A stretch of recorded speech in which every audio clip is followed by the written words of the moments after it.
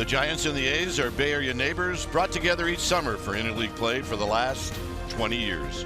Along the way, both teams have provided magical moments from memorable players to the delight of fans from both sides of the Bay. No matter the setting, no matter the time of the year, when these two teams meet, anything can happen. Tonight, the rivalry continues, Giants-A's, and it's coming up next.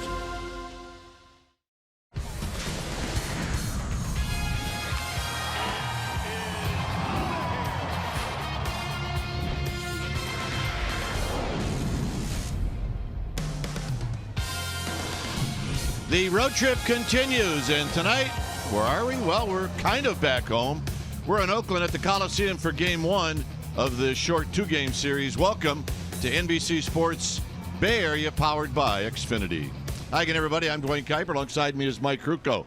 Well, the Giants, look, they got swept in Los Angeles, so now they take on another rival, and that's these Oakland A's. A's are young, they're dangerous, and the Giants have had a little tough time facing guys they've never faced before.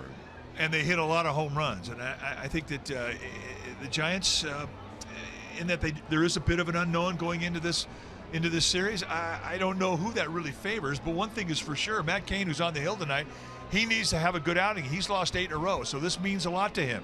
And if you look at what he's done in this ballpark historically, 39 innings in this ballpark with a lifetime ERA of 1.60, you have to think that he likes it here. So hopefully he can find an early rhythm and end his losing streak and end the team's losing streak. And what we've been told, it will be a packed house here tonight in Oakland. All right, when we come back, that's right, they share the same area. It'll be the lineups and the first pitch of this game. All of that right after this.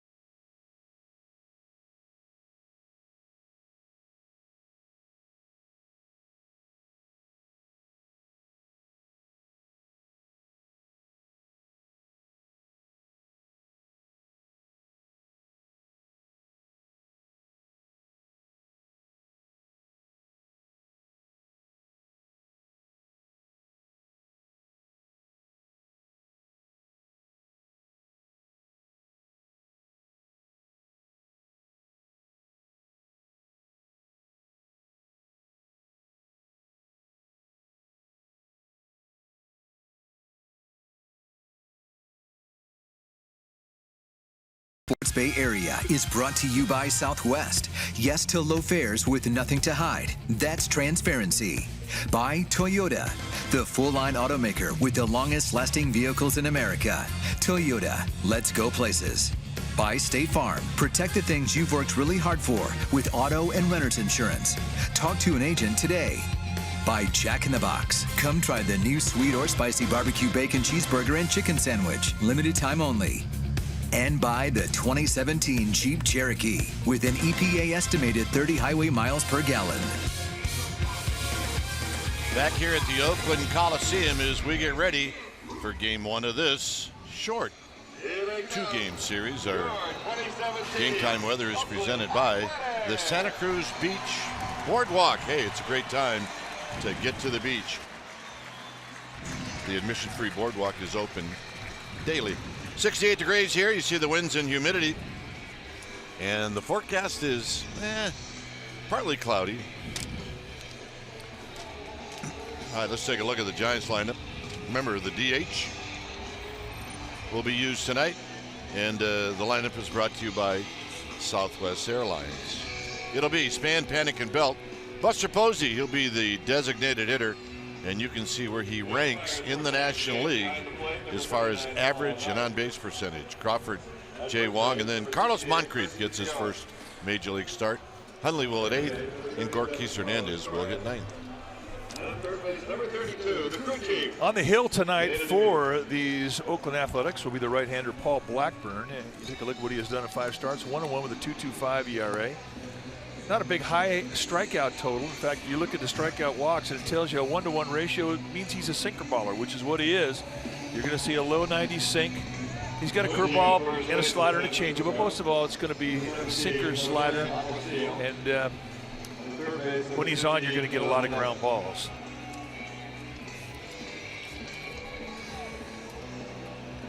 Let's take a look at the A's defensively, starting in their outfield from left to right.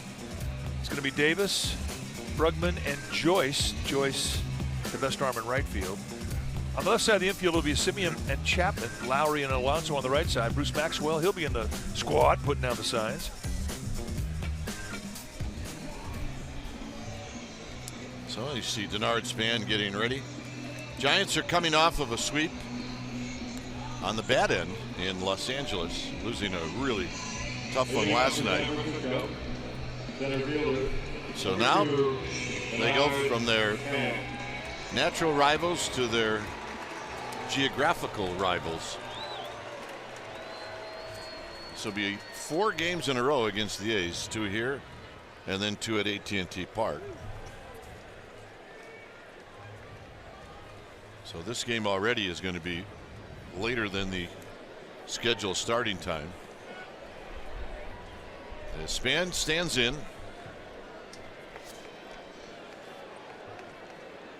And the first pitch of the ball game is on its way, and it's a call strike. Watches.com first pitch, 7:08. So we get started 3 minutes late. Span hitting at 277. Taps this one. Simeon, and that's how this game gets started on a 6-3 putout. If what we're told is correct about Paul Blackburn, you'll see a lot of ground balls like that one. Here's Panic. Batting in the second position. It'll be Nauert, Cuccione, Torres, and Demuth. And Nauert will be the home plate umpire. Demuth is the crew chief. Great pitcher's strike zone tonight. Paul Nauert, one of the biggest strike zones in the game. He looks for strikes. I think we've determined that we like that, right? We do. Yeah, that's what I thought.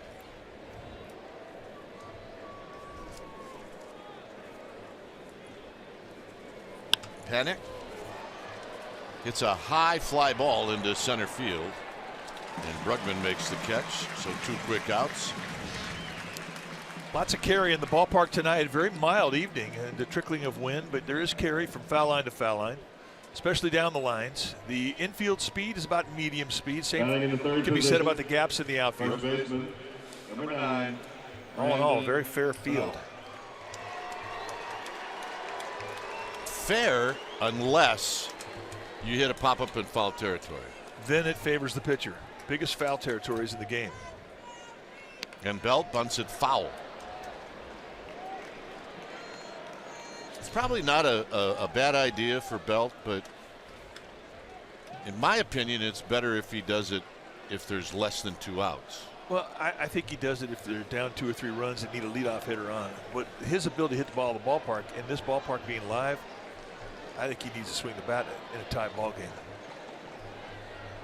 2 outs or 1 out, it's just, no.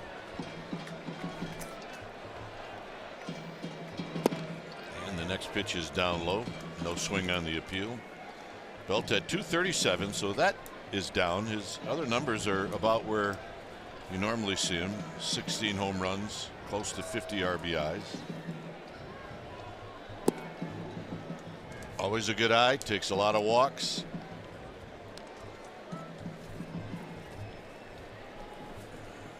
And it's 2 balls and 1 strike.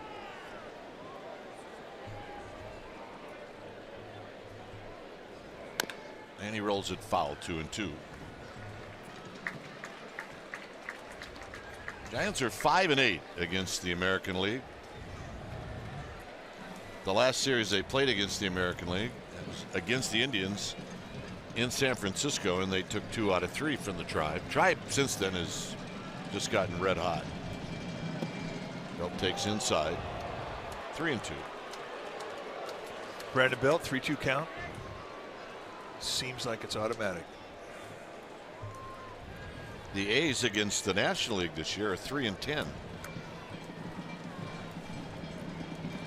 Here's the payoff to Belt, and Belt drives it into right center field, and it's going to shoot right by Brugman. So Belt is going to stand at second with a 2-out double.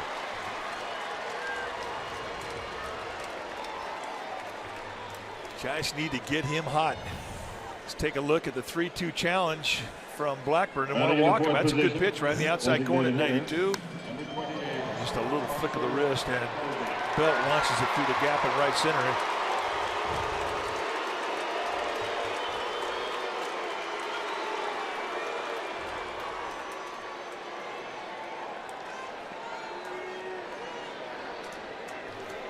Buster at 326, 11 home runs, 44 driven in. And a first pitch strike, and it's 0-1.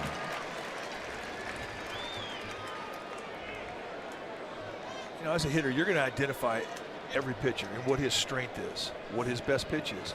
And when you see him for the first time, you're going to go up there and you're going to look for that best pitch. Not going to look for a slider first pitch off Blackburn. And a base hit up the middle. And here comes Belt. And the Giants will take a 1-0 lead on an RBI single. The 2-out magic. And I think in this 4-game series, I think it's important the Giants get a little offensive confidence, and to do it in the first game would be a very good thing. Let's take a look at the second slider. Not a hanger down there in the outside corner. Posey going right back up the middle with it. Number 35, Brandon Crawford.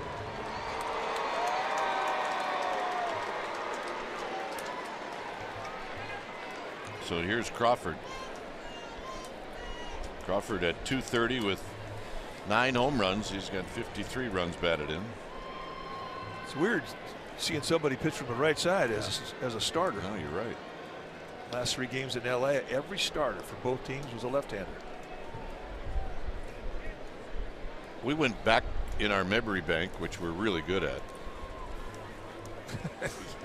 And we couldn't remember ever seeing that happen. Crawford takes a bit outside.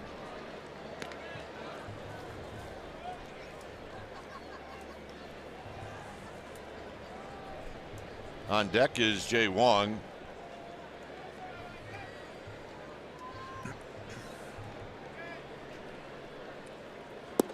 Posey had a sneak attack stolen base in the game last night in LA. Yeah, after being in the squad for 9 innings. How about that?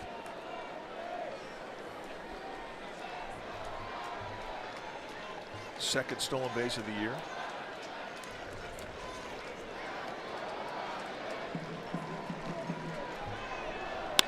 Crawford shoots one up the middle. Simeon with a terrific play, and that's going to end the inning. So that's going to tick Crawford off. 1-0 Giants.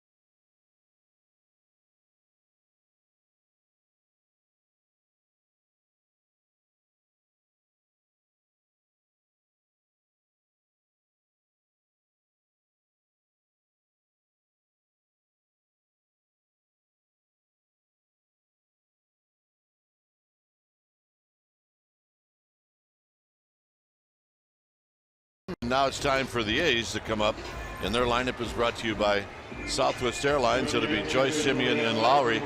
Chris Davis, he's got 28 big flies. That's 4th most in the American League. Alonzo, Healy, and Maxwell. Chapman is going to hit in the A spot, and then Brugman will hit 90. On the hill tonight for the Giants will be the veteran right-hander, Matt Cain. Cain, 32 years of age. Comes into this one with a 3-9 record of 5.45 ERA. His last win was May 15th against the Dodgers, and he's had 8 losses in a row. He needs to get off the schneid. He has a 4-5 record lifetime against the A's with a 2.34 ERA and a 1.60 ERA here at the Oakland Coliseum. You're going to see fastballs that are going to be high 80s to an occasional 90 that he will cut, he will sink. He's got a curveball, changeup, and a slider. And here's Matt Joyce.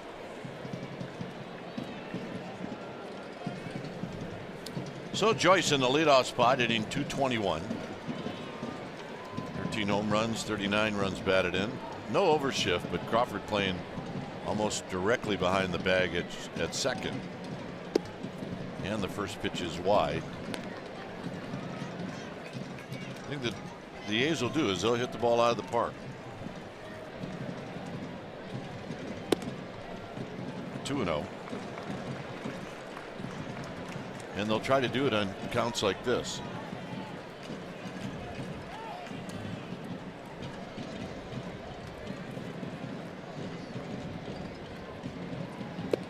And a strike. Now Crawford moves to the right side of second base, so it is now indeed an overshift. He's won their last 2 games against the Twins.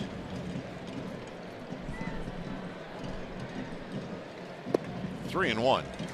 Kane trying to get used to the mound.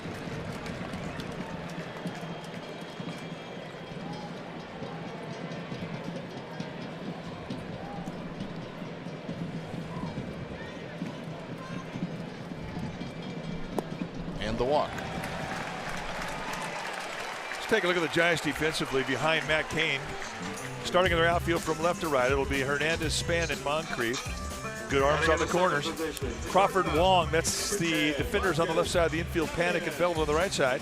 Nick Huntley, he'll be in the squad, put down the signs tonight with Buster Posey being the DH.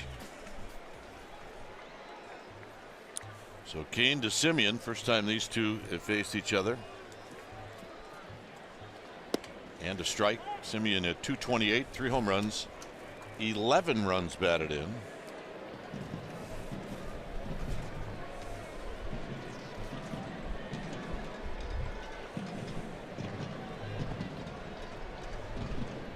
And a line drive into center field. That's going to be a base hit. So a walk and a single, and now Kane is going to have to pitch through some traffic. Well, now you start getting into the guys with the double-digit totals and home runs. The A's hit a lot of home runs. They've hit 145 as a team this year. The Giants have hit 82.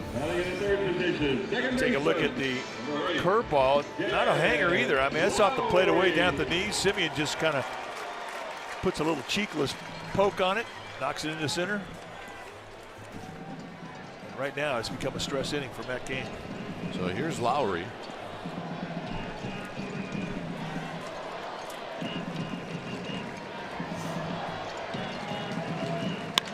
Lowry with a base hit. That's going to tie the game, and Simeon's going to go to third. So the A's not wasting any time. And it all started with a leadoff walk. And Chris Davis will be the hitter. It's like a first pitch, 2-seam fastball that Lowry just was looking for the pitch. He was looking for the location, not fooled at all, and very aggressive on that first pitch. Figuring Cain was going to challenge him, and he got what he was looking for. So here's Chris Davis. 28 home runs for Davis. And he takes a strike, and it's 0-1. Lots and lots of power. And it doesn't make a difference what the count is. And he swings for it, too.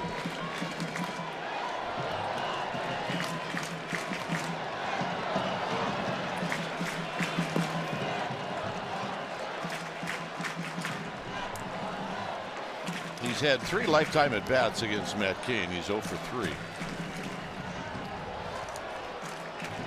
So right now Hundley trying to navigate Matt Cain through this first inning.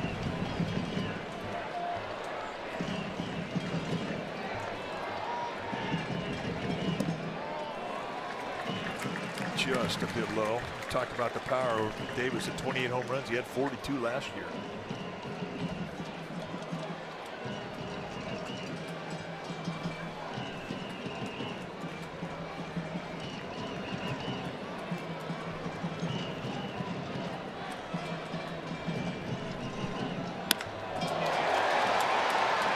And coming over and making the catch is Hernandez. He takes a hit away from Davis. It ends up being a sacrifice fly. It's 2-1.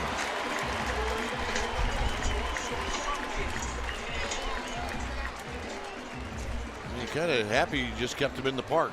And in the fifth position, first baseman, number 17, Alonso. So that's 1 out.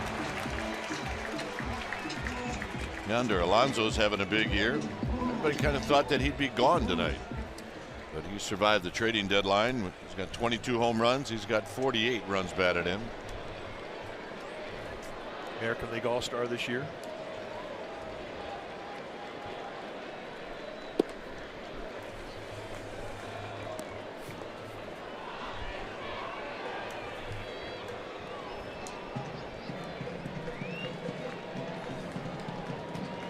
Alonso, a short arm swinger. Takes that ball middle in. And there's a good curveball. Man, that's what Keane has to do right now. I mean, his fastball's a little short that we saw the last couple starts. So he's got to mix speeds, mix location, mix movements.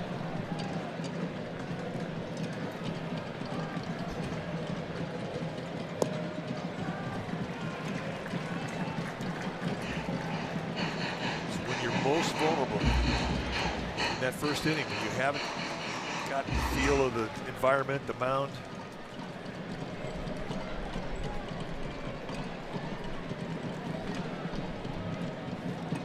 Here's the 2-1, and it's outside 3-1.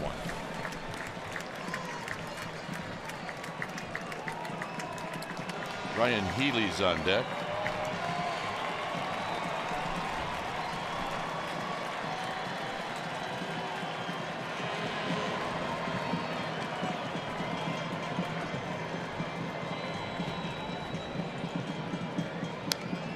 Back. 3-1 changeup. Had a walk-off yesterday to win the game.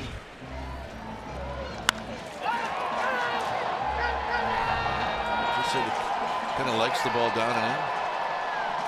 Well, he certainly liked that one down and in. A's have walked it off the last 2 nights. They had a 5-game losing streak going into those 2 walk-ups. But walk-offs, they could definitely energize your clubhouse. That's a good thing we didn't see any of those in Los Angeles. Thanks for bringing that up. Here's the 3-2 pitch coming up. And he walked.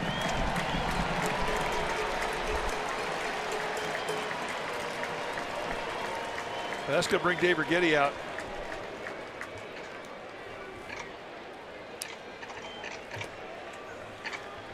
First thing he's going to say, all right, how do you feel?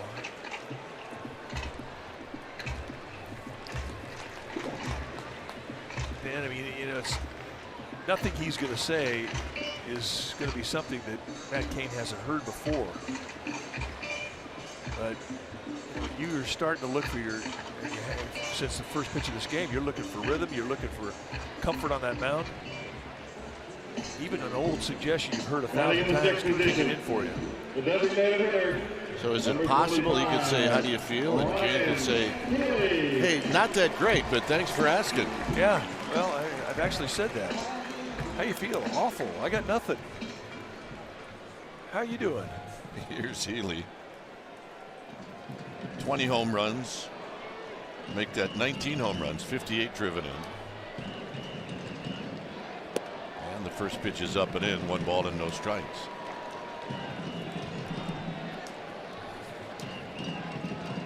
Lowry's at second, Alonso's at first. 2 runs in.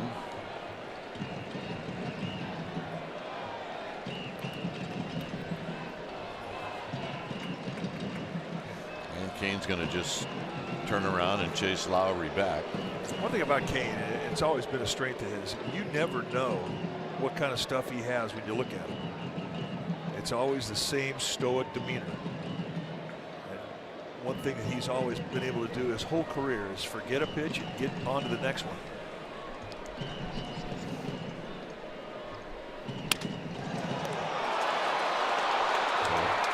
So Jay Wong dropped it, but immediately Dana DeMuth called him out.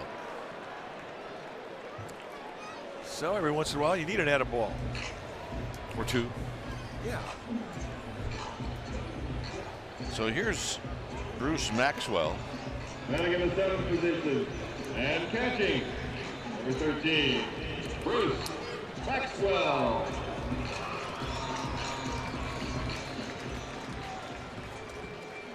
Maxwell at 237. He's got 1 home run. He's got 11 driven in.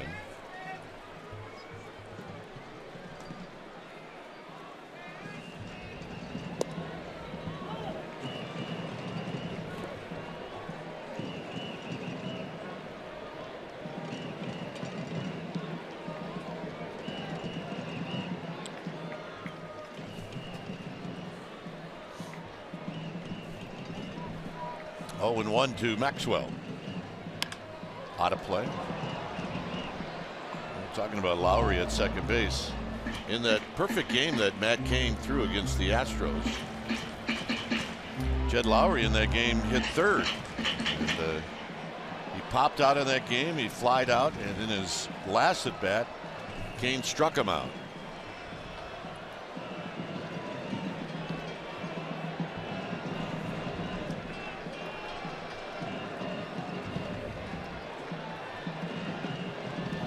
Down low, nice block by Hundley. 23 pitches now for Matt Cain. Mike, if you ever, when you warmed up in the bullpen and before the game and you left and you thought, uh-oh, I'm in trouble tonight, but yet when you got to the mound, everything turned around. Well, it happened a lot. I mean, you warmed up, you didn't think you had anything, but what you learned as a veteran is you didn't panic because you knew it was always going to get better once you got out on the mound. At least you hope it would. So one way or the other, whether you had good stuff in the bullpen or bad stuff, you really didn't know until the game started. Yeah. I mean, as a young pitcher, you want to establish good stuff in the pen. As an older pitcher, you just want to get ready in as few pitches as you can. You always figure adrenaline's going to kick in once you get out there on the mound. And it changes during the course of the game, too. With Cain, it never really rattles him if he doesn't have a curveball or a slider because he's always got the fastball changeup. And I think his changeups has always been, well, at least the last 8 years, his changeup's been his best specialty pitch. So he can start a game with a changeup and a fastball and then pick up a curveball or a slider or a cutter along the way. But the thing I've always loved about the guy is that you just never you never see him sweat. He just has that feeling that he'll figure it out.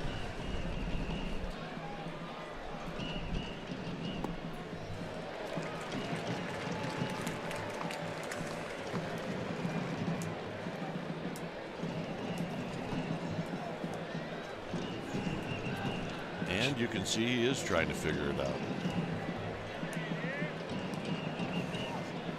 Every pitch he throws sets up the pitch he's about to throw.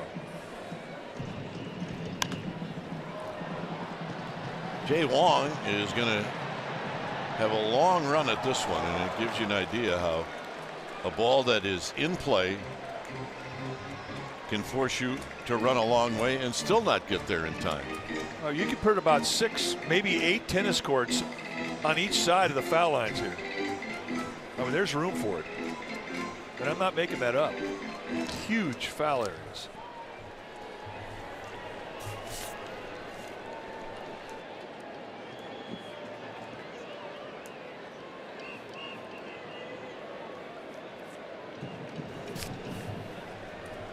Two balls, 2 strikes.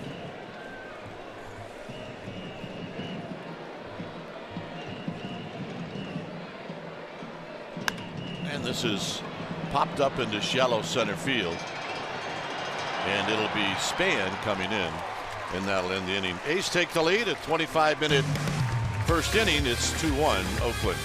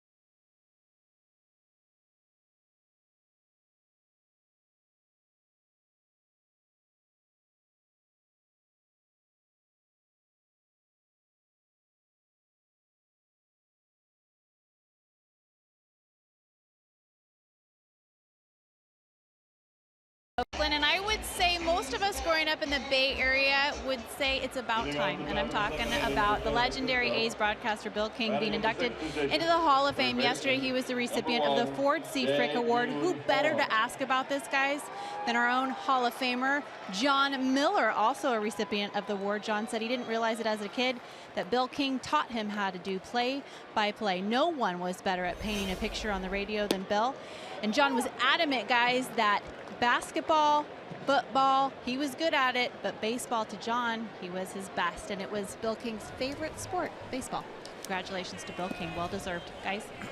Yeah, it took a long time, but he's where he belonged, and look, it would have been great if it certainly would have happened while he was alive. Well, indeed.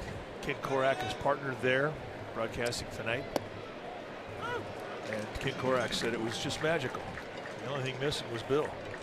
But his memory forever enshrined in Cooperstown, deservedly. We wish he and his family nothing but congratulations.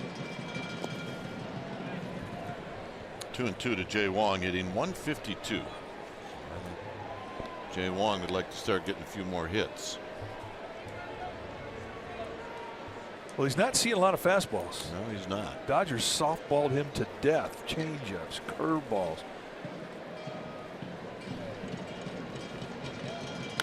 Out of play. I mean, they'd let him sniff a fastball, but that was about all he'd get. I mean, he would never see just a straight challenge fastball out of the middle. Well, kind of like the one he just saw that was up and away. And he really has not been able to use his lower body in a lot of swings. He waited on that breaking ball and pulls it foul. That was a good one. When you make a guy who's got pop, and you make him kind of a poke hitter where he's just sort of jabbing at the ball, I mean, you're doing your job as a pitcher.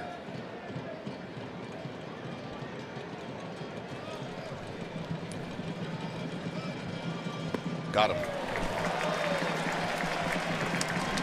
Well, on Sunday, August 6th, it's our annual Hello Kitty Day at the park. The first 20,000 fans are going to receive a Hello Kitty t-shirt. Enjoy summertime at the yard as the Giants take on the D-backs Friday, August 4th through the 6th. Tickets are always available. Go to sfgiants.com. Hey, the first start in his career for Carlos Moncrief.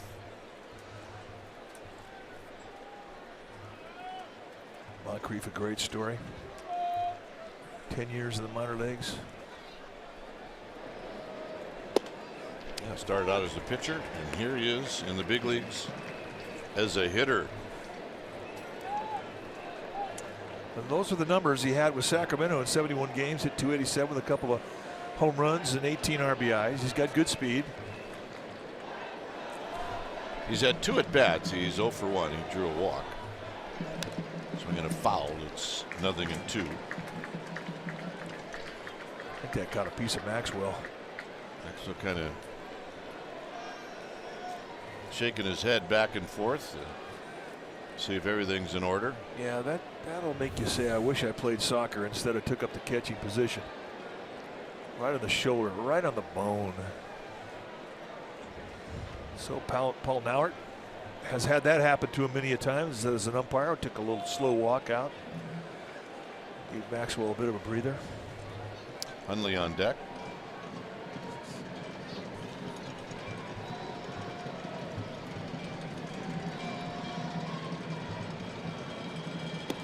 And it's high. It's 1-2.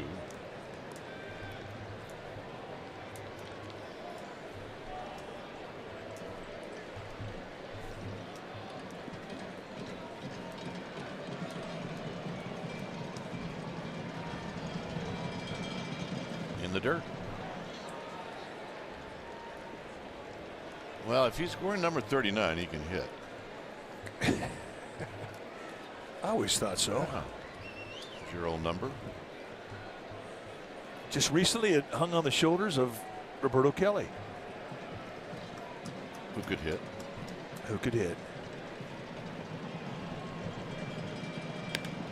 Little pop-up that Chapman's going to put away.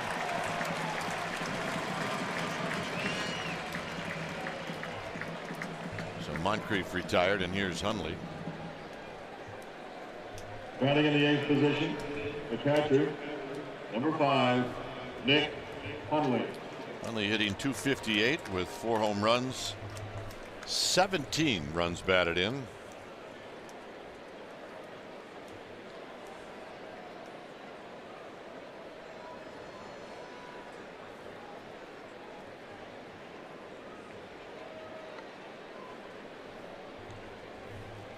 And a first pitch strike to Hundley.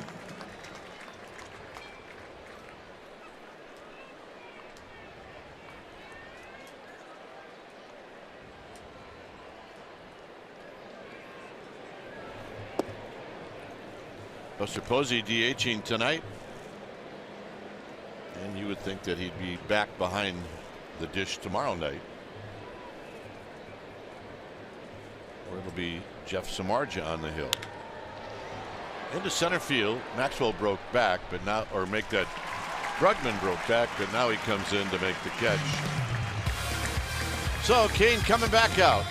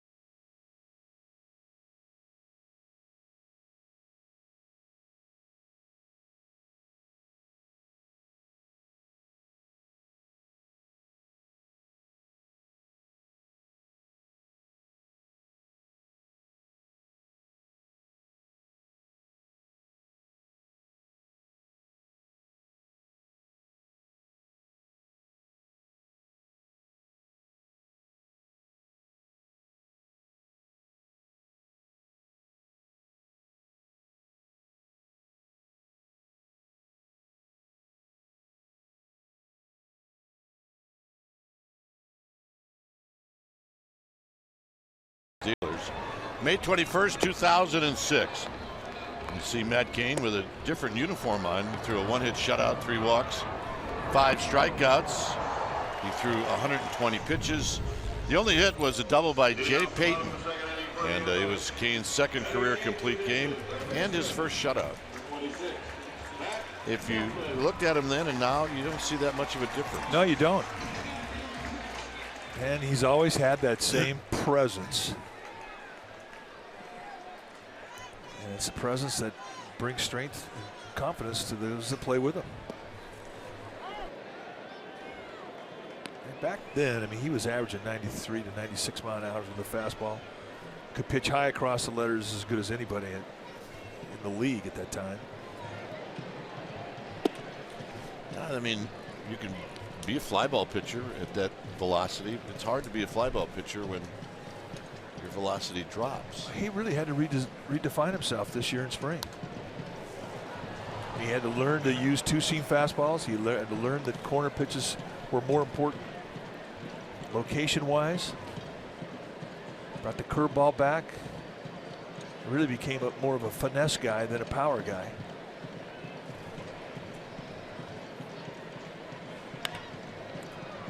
And this is popped up where Crawford will backpedal. And he'll make the catch. 1 out. And here's Jacob Brugman. Batting in 9th position, center fielder, number 38, Jacob Brugman.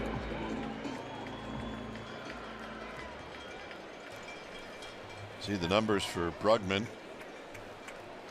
274, 3 home runs, 12 runs batted in. And that pitch just a little bit off the plate at 90 miles an hour. And it's 1 ball and no strikes.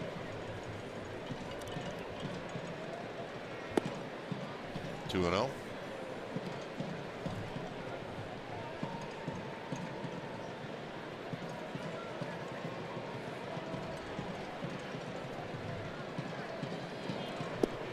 And a called strike. Almost count this as a home game, right?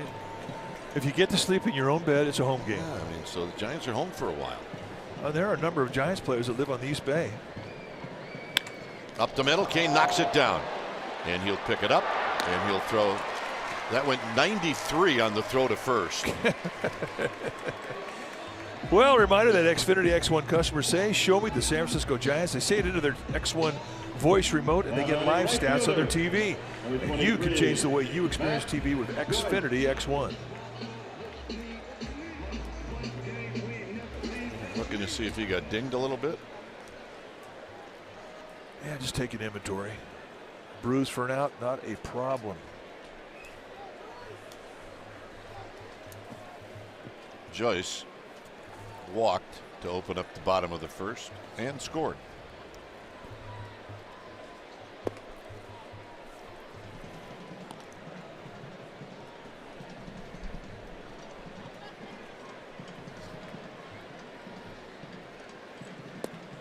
And a called strike. Outfield pretty much straight away, overshift on the infield.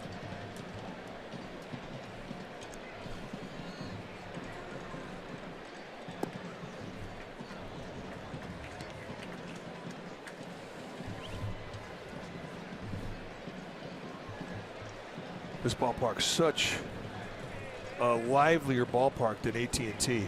Great place to hit.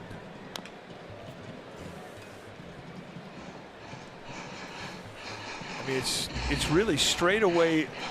Right field is farther than left center or right center.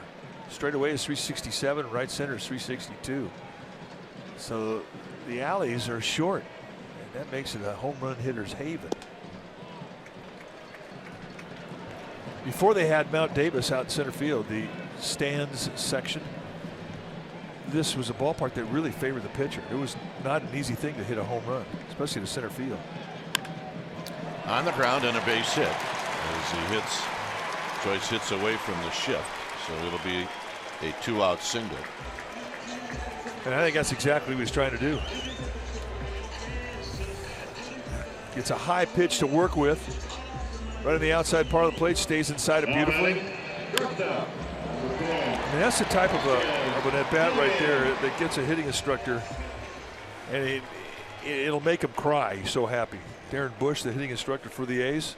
And it'll make the guy that's setting up the defense cry. Because that completely beat the defense. We have tears on both sides here. We do. Second inning.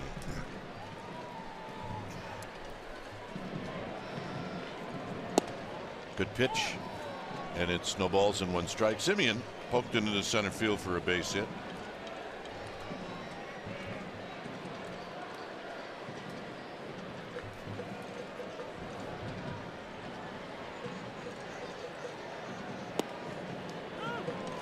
And a quick 0-2. Yeah, it's a nice 2-pitch sequence there. Both with fastballs. One in the outside corner, one in the inside corner.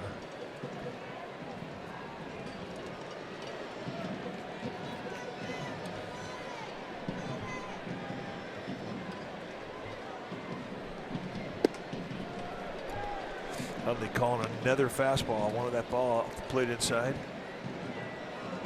Cain's definitely got more fastball in this inning than he had in the previous inning.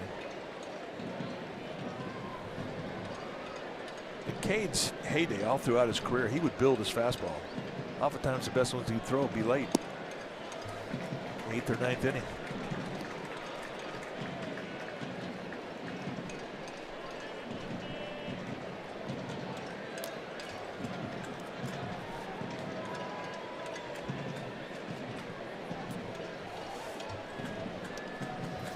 Joyce has just a couple of steals in the year.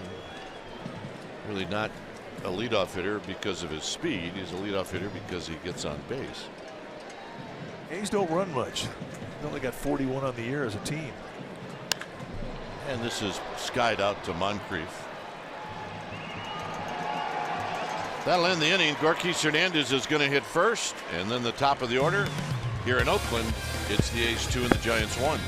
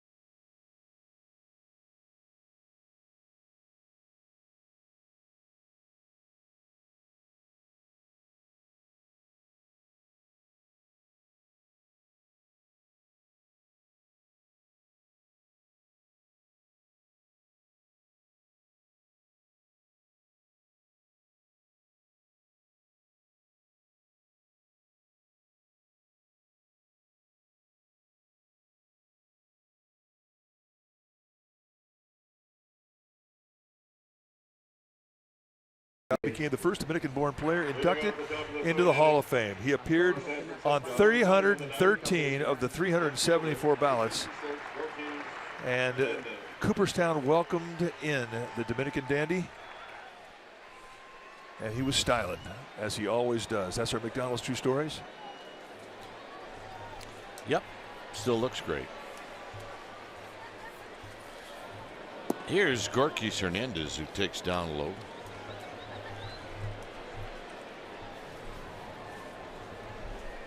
How could that many guys not have him on his ballot? I know. There's a strike. He was on 313 and 374 guys voted. Yep.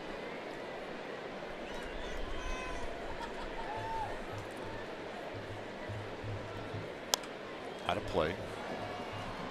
1-2. On deck, Denard Span, and then Joe Panic. Both starters giving up runs in the first inning.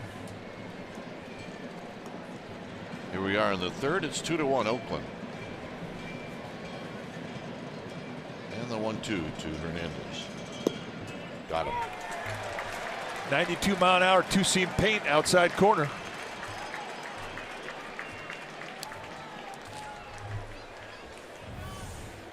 Take a look at the setup. They set the target wide, and Maxwell hardly had to move the glove.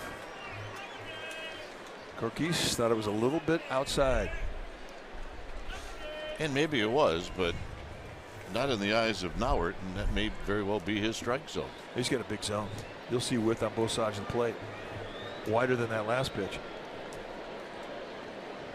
Here's Span.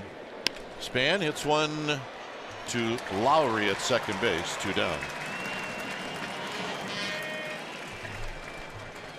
Well, Monday, August 7th is Metallica night. Now you need a special ticket to get the Giants Metallica t-shirt and a ticket to see the Giants and the Cubs. Go to sfgiants.com/special events.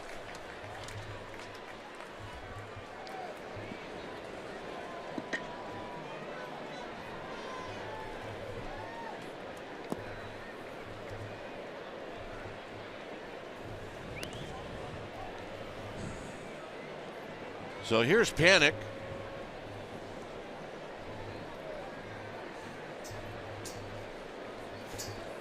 Panic popped out to center field.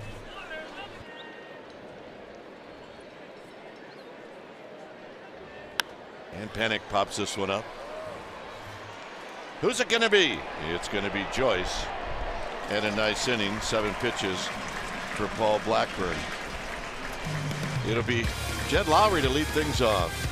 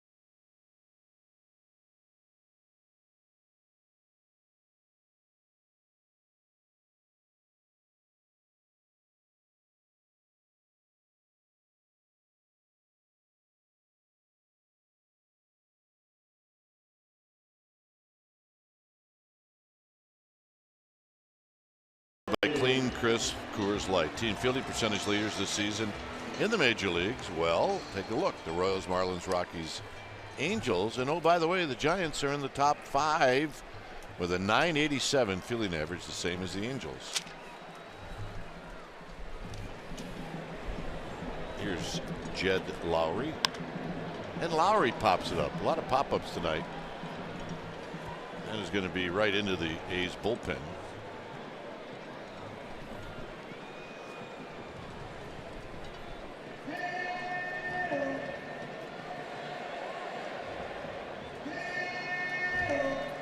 Lowry's base hit. A line drive into right center field. Tied the game in the first inning. Yeah, he jumped on the first fastball he saw.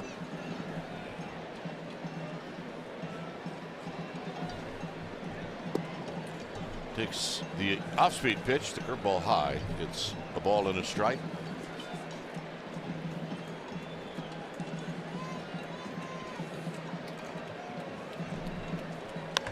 And this high and long and foul.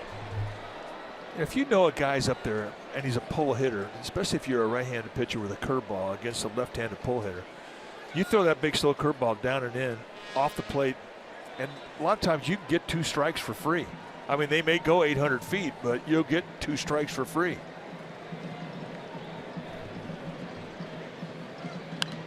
And a healthy rip and another foul out of play.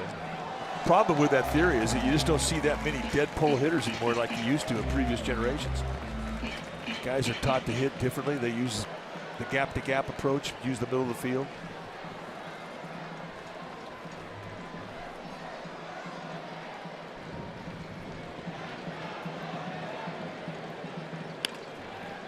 And Lowry digs this one out, goes the other way, and it's foul again, and it remains 1-2. This generation hitter, if you got a big slow curveball from a right-hander to a left-hander hitter, he'll inside out it to the left center field gap.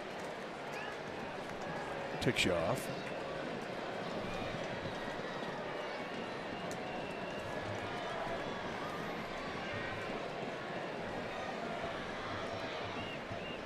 Kane taking a long time with Hundley, and now Lowry asked for time. 52 pitches for Matt Kane. Well, he had an economical second inning. First inning, he really had to dig deep in the pitch count.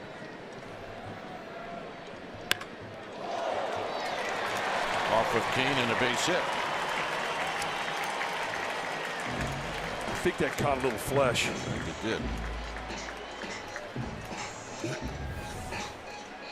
did. See where it gets him. 2 strikes, back up the middle. Got him on the elbow. Just a glancing blow, and Kane hasn't even, I mean, he's just ignoring it.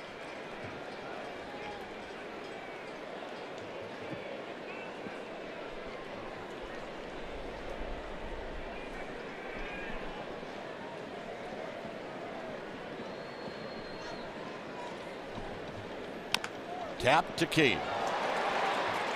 A strike to Panic and a strike to Belt.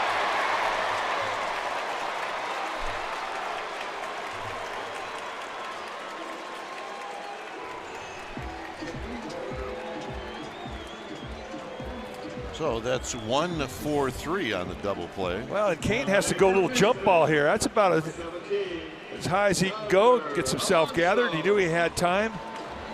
Think about Chris Davis, a power hitter like a lot of guys. They have a big backswing, and it takes a while to get unwound.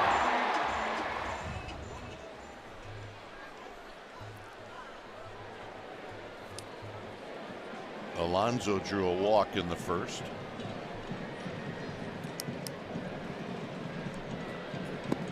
And the first pitch is high. 1 ball and no strikes.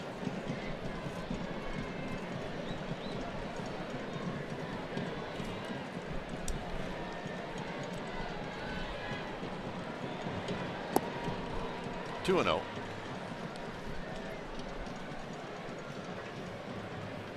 A single and a double play.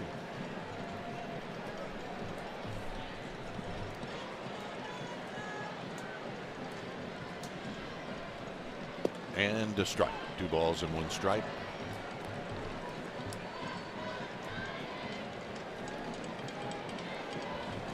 Put a little velocity on, take a little velocity out, change your movement, move your location.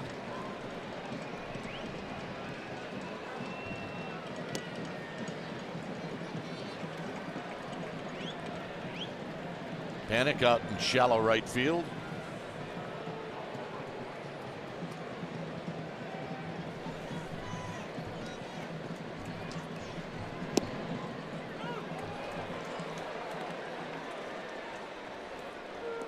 The low strike. It's 3-2.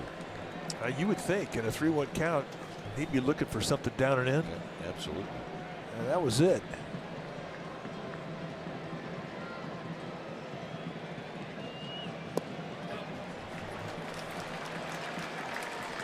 Well, the Giants Insider Podcast is back on NBCSportsBayArea.com, brought to you by Max Muscle. And you can log on each week as Insider Alex Pavlovich talks baseball with players, coaches, special guests, and more. The Giants Insider Podcast with Alex Pavlovich on NBCSportsBayArea.com. Also available on iTunes, Stitcher, Google Play, and Spotify. Healy hit a line drive right at Jay Wong at third in the first. It was an out that Matt Cain really needed at that time.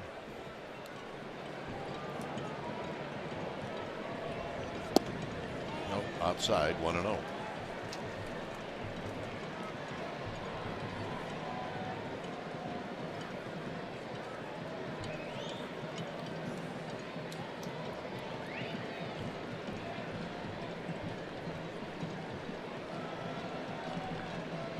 And there's that breaking ball. Keep an eye on the pitches at 62 pitches. 28 in the first.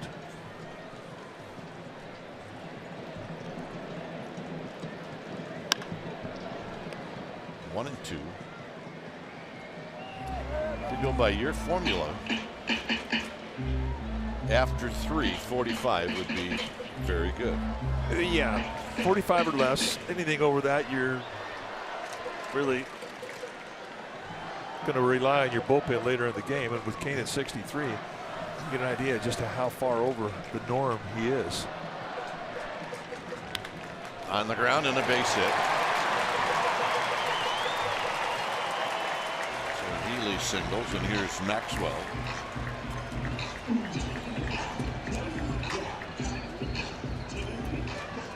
Now batting the catcher, number 13, Bruce Maxwell.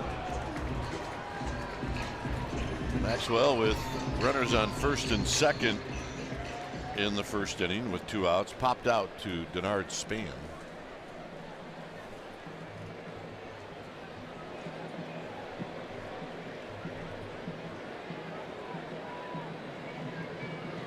And he rolls this one slowly, and it's going to kick foul. Cain was in a mad scurry to try to get it before it rolled foul. You're right. I mean, he had an inning ender. If he could just get to it in time before it rolled foul.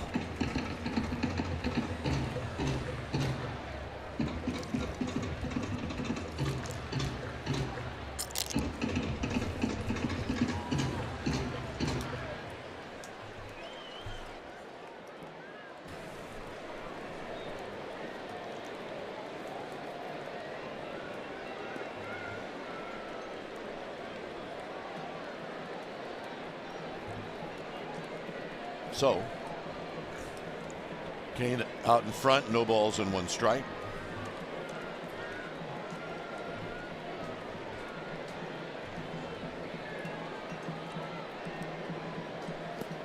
In the dirt.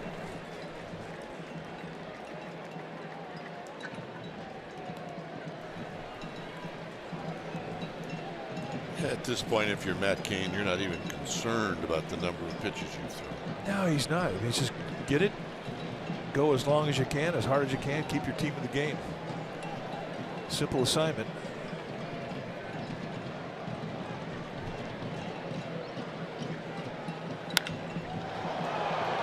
Marquis Hernandez will flag this one down, and that'll end the inning. 2 hits in the inning, but a big double play. We'll head to the 4th.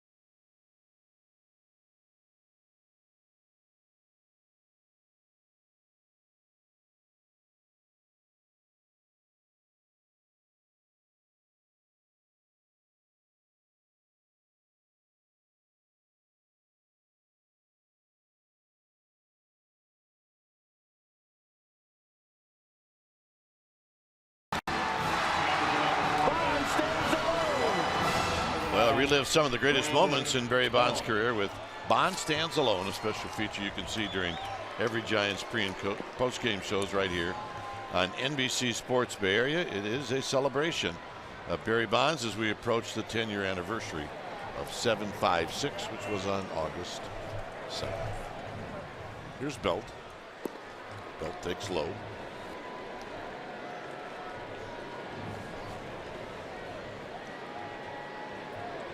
Belt doubled and scored in the first.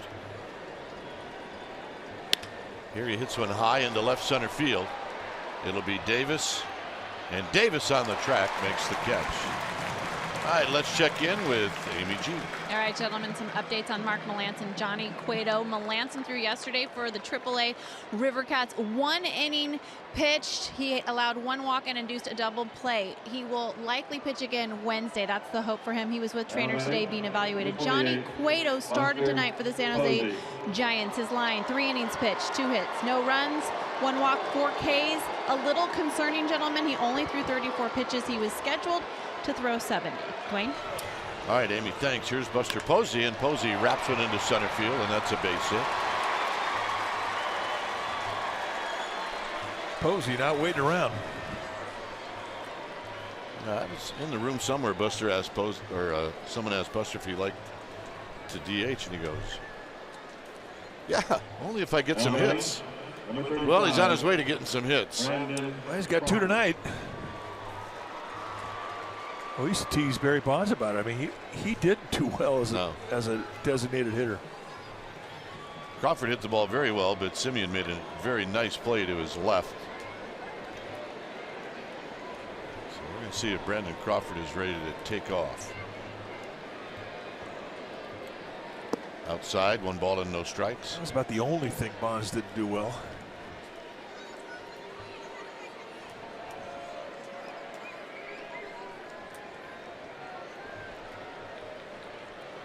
Jay Wong is on deck, so Posey at first with 1 out. And Crawford takes inside.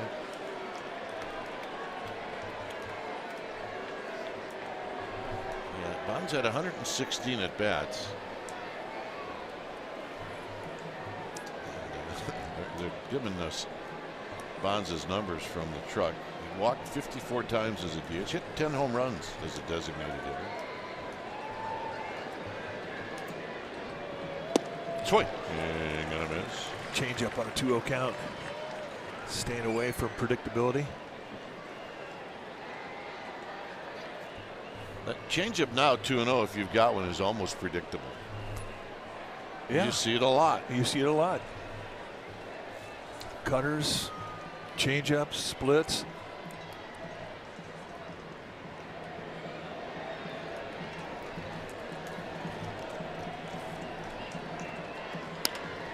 Crawford lifts one into left center field. Brugman's going to dive and he can't get it. Posey's going to try to go to third and he'll make it. One thing you will definitely see the Giants do this series, they will test Chris Davis, the left fielder for the A's. He does not have a good arm.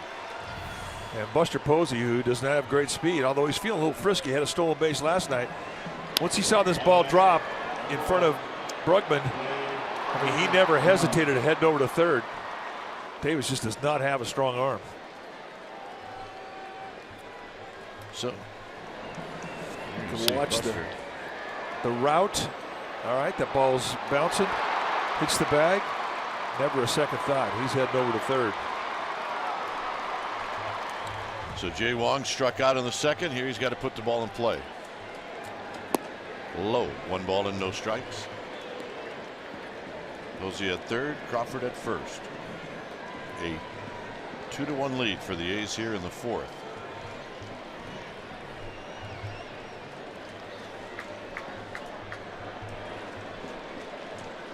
Crawford back.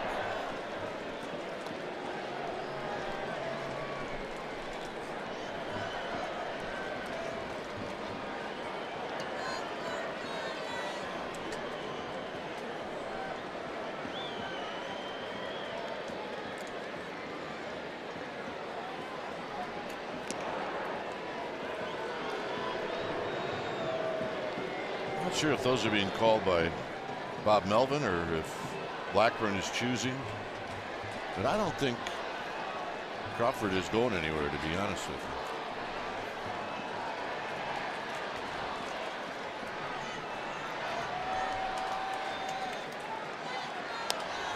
you. Little pop up down the right field line. This is just going to curve foul.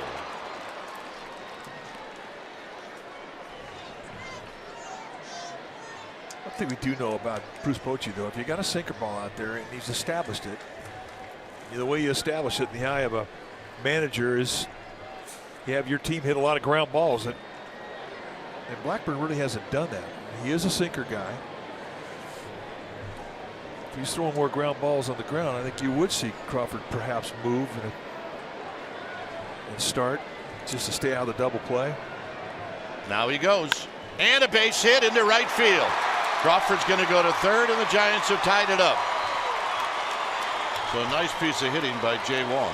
Well, I think that's going to be his ticket out. If you're going to get softball to death, you're looking for a ball to drive to your power side, your left field side, if you're a right-handed hitter. And they're softballing, you think the other way. And this is exactly what he does here. I mean, that's a 91-mile-an-hour fastball, but above the strike zone. And he just punches it through the hole on the right side. And he hit it soft enough that Crawford got to third easily. And now Moncrief has a chance for his first major league RBI. And if that were to happen, it would give the Giants the lead.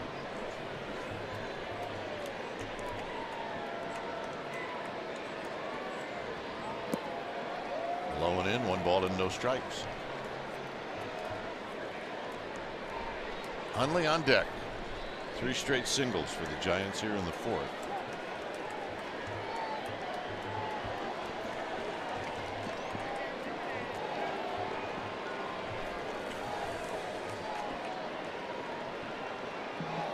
And another quick toss.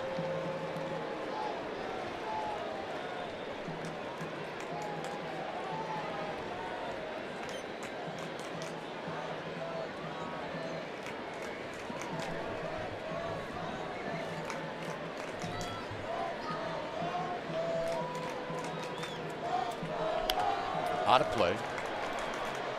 A ball and a strike. Another 1-0 changeup.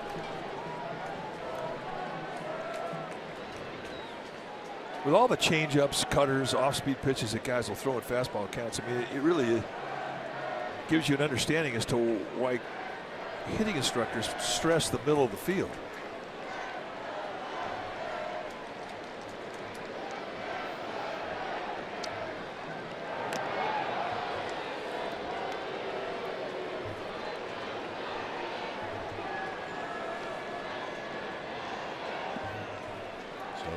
Remains 1 ball and 1 strike.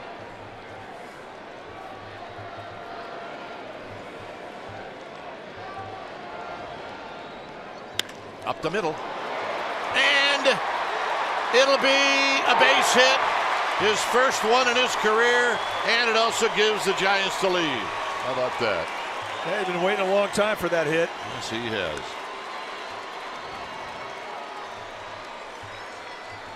Somebody get that baseball for that kid. He'll definitely get that ball. Looked like Blackburn got a piece of that ball going back up the middle, perhaps. And the baseball indeed. Yep, I don't blame you for smiling, man. You ride the buses for as long as this guy did. Well, and he had to leg it out. I mean, it was no given. Simeon's got a good arm. But in the end, not even close. If it caught Blackburn, there was no damage. But hey, Carlos Moncrief's got a batting average. Yes, he does. And an RBI. And here's Hundley. 4 straight singles for the Giants. Hundley hit a fly ball to center field in the 2nd. And he pops this one up. Infield fly rule called as Lowry will put it away. 2 outs. And Gorkis Hernandez now has a shot to pad the lead. Gorkis does not have a home run yet this year. Number 66. Yeah, I'm a little shocked by that. I mean, he showed pretty good power in spring training.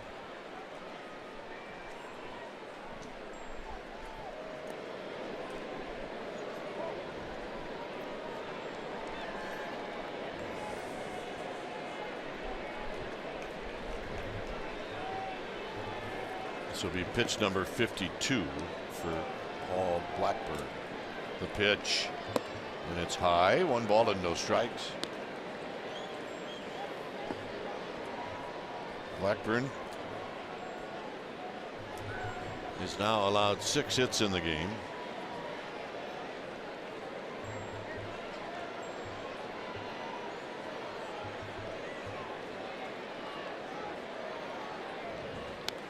Back. He was not fooled by that off-speed pitch. He was not.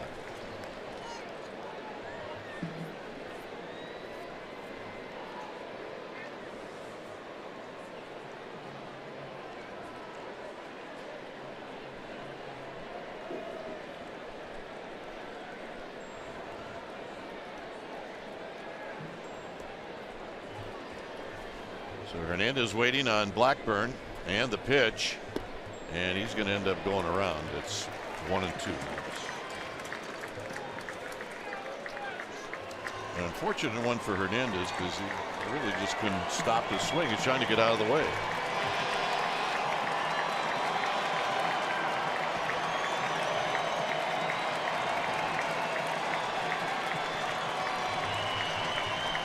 It's 1-2.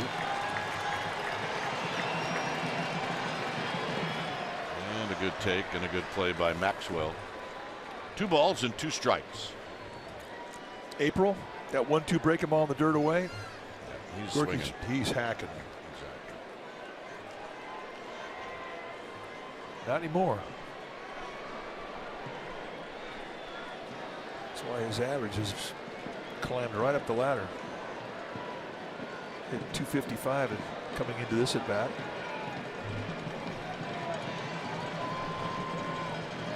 Nope, outside. So Rockies Hernandez is going to see a 3-2 pitch.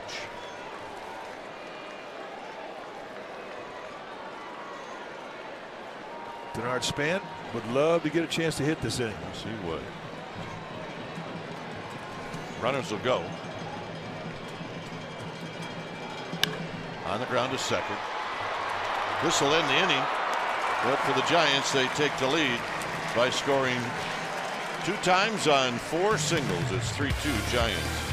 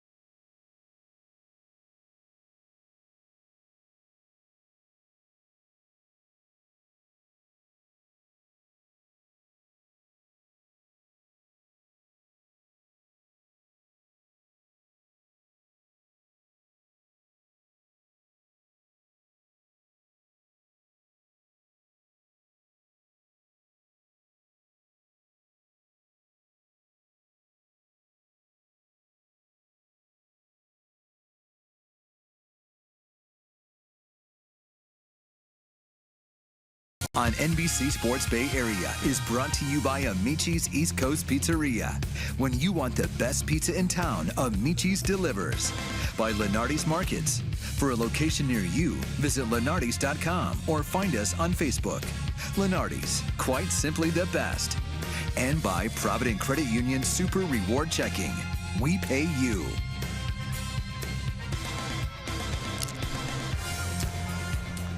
Here's the pitch to Chapman, and it's a breaking ball for a called strike. Giants now leading this one 3-2. And that kid has a hit in the big leagues. Swinging a high pop up into left field. Tough sky right now. But Yorkis Hernandez is going to put it away. Well, you need help with a consumer problem? Contact NBC Bay Area Response. In just 1 year, consumer investigator Chris Kimura has recovered more than $750,000 for people like you. 1-888-996-TIPS or go to NBCBayArea.com/response. Yeah, you don't want that guy following you around, Chris Kimura. Yeah, if he shows up at your doorstep, just get out your wallet. If he's in the car behind you, take it slow. Up the middle, panic on the backhand, and he just could not get it out of his glove. So Brugman's got a hit.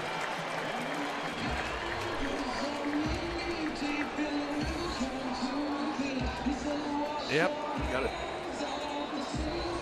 tuck the belt loop back in. Get the dirt out of your uni. See what he's talking about with Crawford. He said he was thinking about flipping it once he caught the ball. That would have been his only chance. But he couldn't get it. Kind of laying on his glove after his momentum kind of carried into the play. So here's Matt Joyce. Joyce has been on base twice.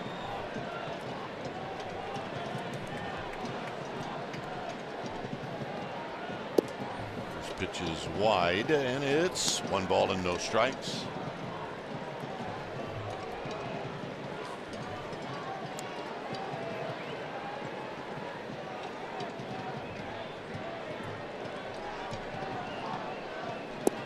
And a strike. So he gets the call from Paul Nauert. It's a ball and a strike here in the bottom of the 4th. Matt Cain looking for a shutdown inning.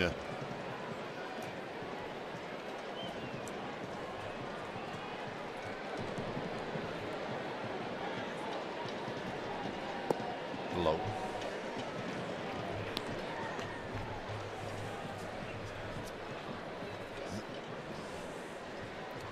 Up, miss down low, sets up a fastball up and in.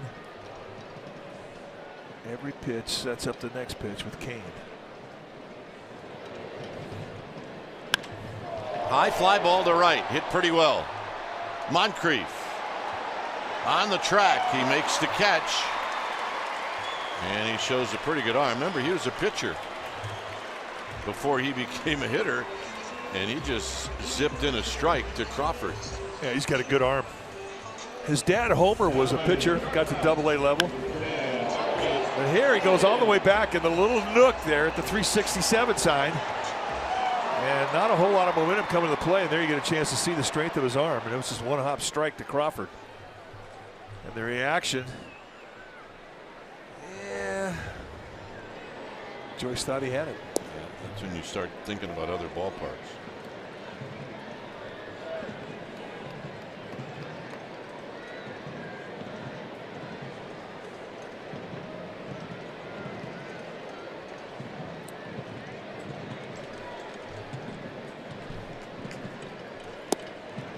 And Simeon takes down low, 2-0.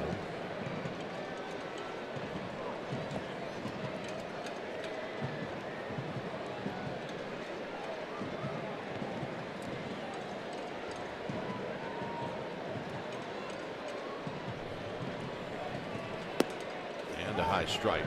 2 balls and 1 strike.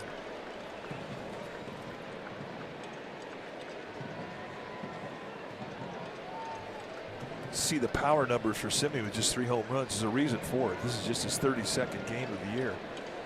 He's dealt with injuries this season. And this pop-up, remember, a lot of foul territory.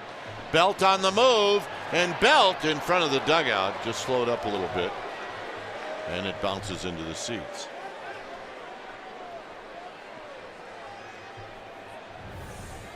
Man, you keep looking, and all of a sudden you keep running, thinking, I have to be coming close.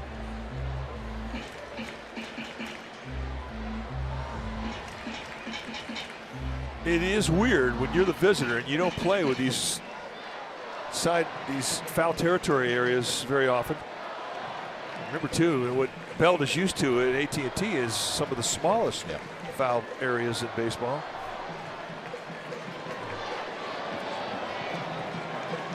The reason I point that out about the 3 home runs in Simeon is last year he had 27.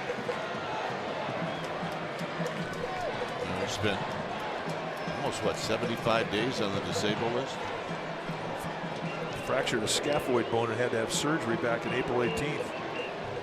He got reinstated July 6th, so the injury really has cut his ability to hit a lot of home runs this year. Hits it to left. Hernandez back, and that'll end the inning. Top of the order coming up for the Giants. 3-2 San Francisco.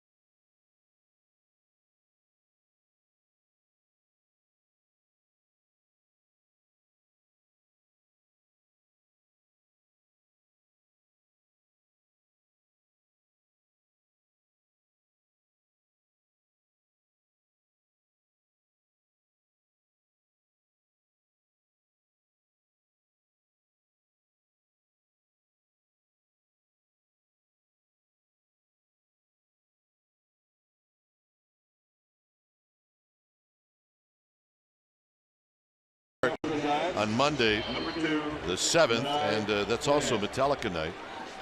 Tuesday the 8th is a night game. Wednesday's a day game at 12:45. So check out the Cubs at sfgiants.com. Here's Span. Span is 0 for 2 facing Paul Blackburn, and it's low, 1 ball and no strikes.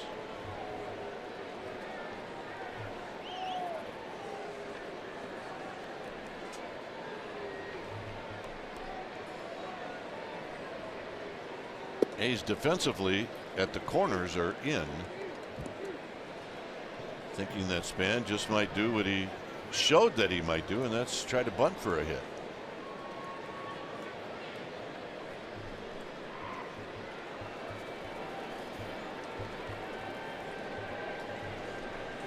.2-0 pitch is high, 3-0. Span take it all the way. He'll take all the way again. He may take 2. He is not afraid to hit with 2 strikes. And he will let a pitcher dig a hole. And a strike. 3-1.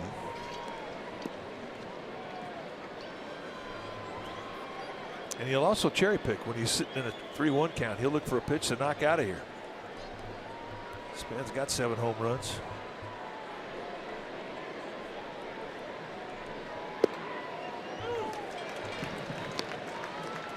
Generous strike there. Span did not agree with Paul Nauert, played umpire. Joe Panic chalk it up. Take a look. How close was it to the strike zone? Yeah, it was close enough.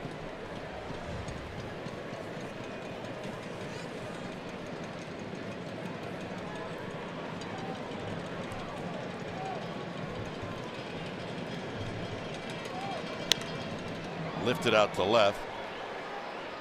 And Chris Davis is in. Well, Giants coverage is not over after the postgame show. The McCovey Chronicles' Grant Brisbee and Therese Vignal bring you a fresh take on the game and the season on Giants Outsiders.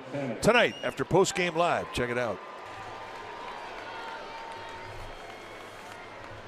Here's Joe Panik. Joe Panik has popped out twice. Once to center, once to right.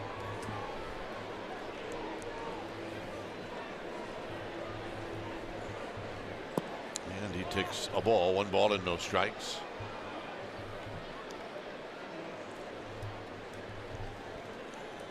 See the average now at 265.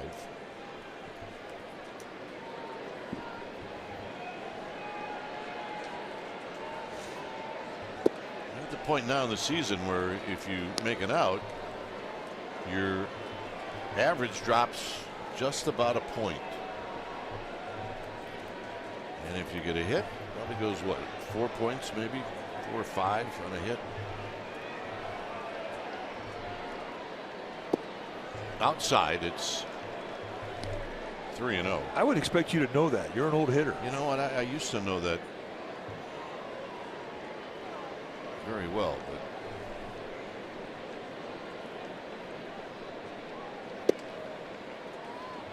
you know what? You know where you really kept track of those things? When you're in the minor leagues. Yeah.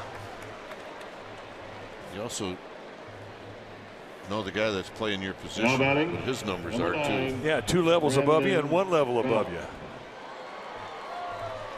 Thank goodness for not instant social media, where back in those days you may have to make a few phone calls to find out what that guy in front of you did. Now all you gotta do is go online and you can find it in an instant. Here's Belt. Belt has hit the ball hard twice. He's 1 for 2.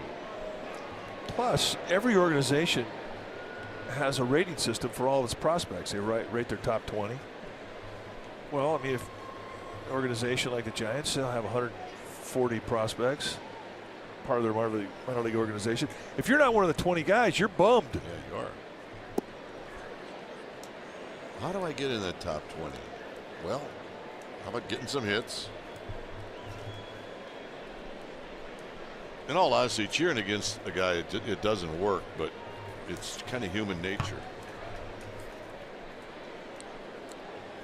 Well, yeah. Look, if you're in the starting rotation in AA or AAA, Belt rolls it foul. and if the guy at the big league level has an injury and he's going to go on the disabled list, you're thinking you're a candidate. Of course.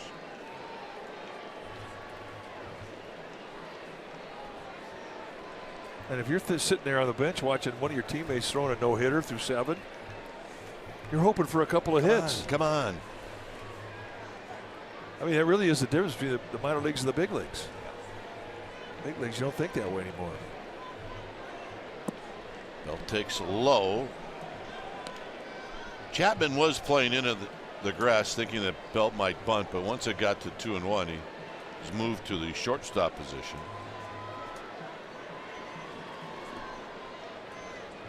He's hit the ball hard twice. I doubt he's thinking about laying down a bunt.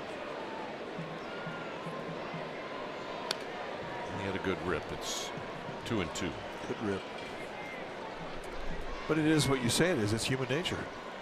But at the big league level, if a guy's sitting there rooting for you or says he is, he is. Well, he better be. If not, it'll eventually come out. You can't hide it. Big leaguers can see a false clap from a mile away. Yeah, they can smell it. False claps belong on a golf course. Yes, they do. Belt pops this one out of play.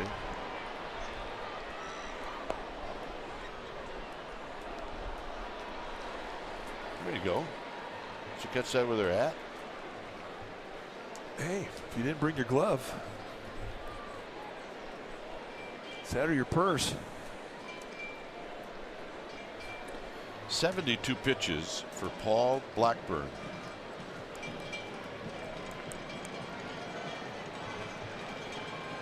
Panic at first. He drew a walk. With 1 out, here's the 2-2 to Belt. Instead, it'll be a throw to first.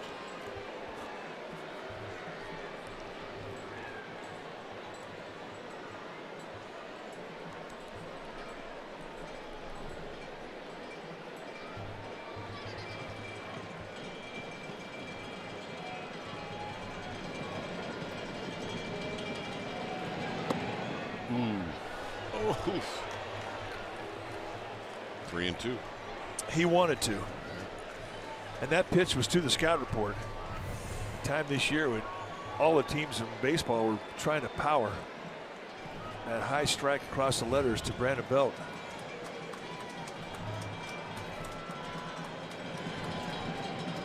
Panic goes.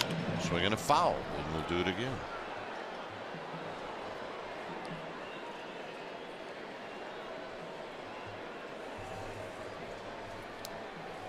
Blackburn rubbing up a new baseball. Not a full slate of games today. And look around. This is the only one still going on.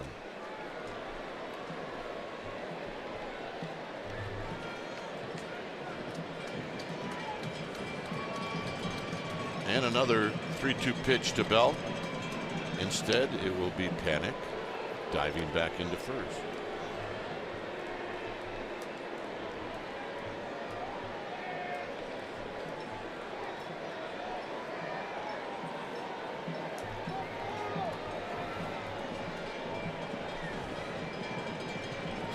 Waiting patiently.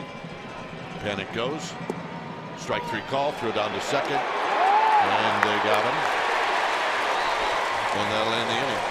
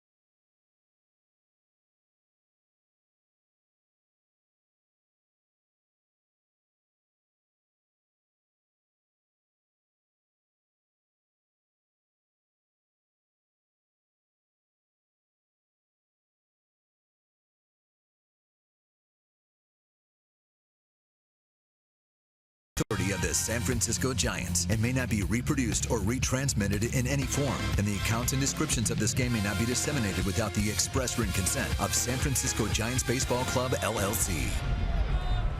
Here it's a 3-2 lead for the Giants as Matt Cain is about ready to throw to Jed Lowry, who's 2 for 2.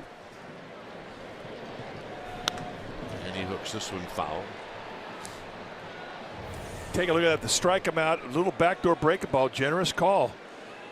And here's the throw him out. A perfect throw. And Simeon drops the tag on Panic. So Bruce Maxwell shooting down Panic. Pitcher's best friend. This is driven to right. That's going to be a base hit for Lowry. And that'll be his 3rd hit. And here's Moncrief's throw. And it squirts away, but not far enough. And it'll be a double. It doesn't appear that Matt Cain has anything right now that's fooling Jed Lowry. I mean, every speed he's throwing at him, I mean, he's had back leg into. Cannot get him on his front foot. Sees this 80-mile-an-hour changeup and just rakes it.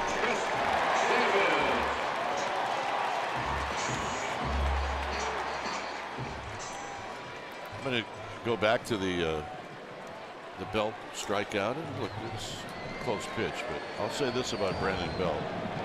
he knows his strike zone. He does. I think he's got the best eye on the team. Here's Davis. Davis, a sacrifice fly and a double play. I mean, Brandon Belt, with his eye and knowledge of the strike zone, if they ever did have an electronic strike zone, and many believe that within the next 5 years it's going to happen, I mean, he would have a chance for 150 walks. He could.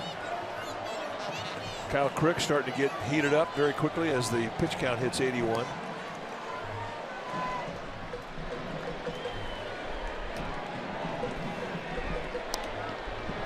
Out of play.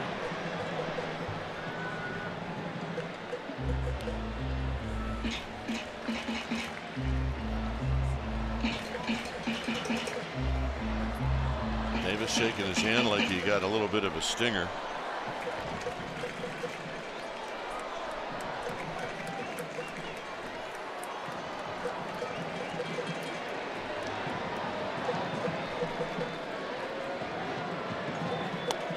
Play. It doesn't appear that Davis has to be in a defense mode at the plate, but that's what that last swing looked like. Well, both swings, he hasn't had a lot of lower body in him. And after both swings, he's come out of the swing shaking his left hand. So you mentioned the stinger. I mean, that's a 2-strike protect swing. That's not an 0-1 swing. It looks like he's just trying to hit a ground ball to the right side. Way outside, 1-2. How long does a stinger last? Well, it can last for a little while.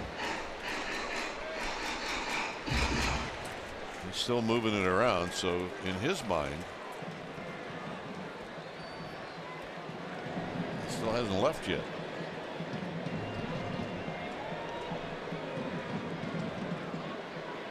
Got him. Now with the threat of a home run, every time he steps in that batter's box, you are going to see him strike out a lot. And that's strikeout number 141 on the year. Fastball right above the strike zone, or at the top of it, middle in. Still a great bat speed. That was a good swing. Yep. And that's maybe the best velocity that Kane has had at 91. Here's Alonso. 2 walks for Alonso. Strikeout by Kane, his first one of the night.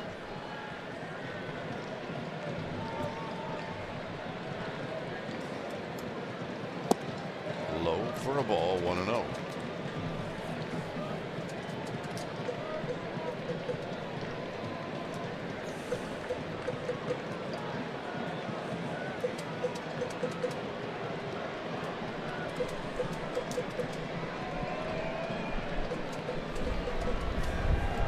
With his lead. Kane takes a look at him and throws, and it's high, 2-0.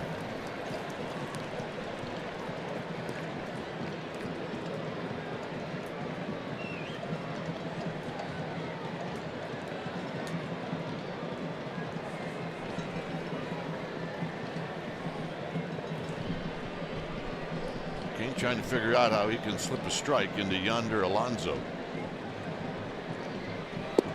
Does, and it's 2 balls and 1 strike. 90-mile-an-hour challenge and a 2-0 count. Kyle Crick is ready in the Giants' pen should they want to go to him.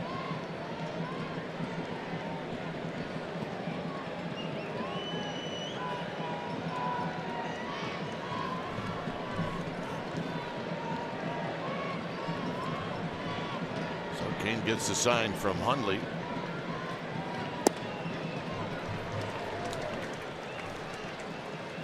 Got a base to play with. He does not have to give in to him. Alonso with the 2 walks tonight. I mean, he sees Kane well. And a lot of what he's been able to lay off with has been down below the strike zone.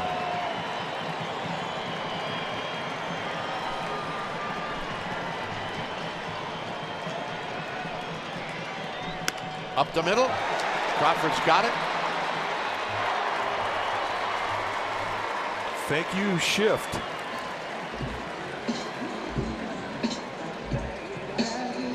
Kane, I mean, you think off the crack of the bat, that's a run, tie score. You turn around, and there's Brandon Crawford standing right there. And that's a one-hop bullet.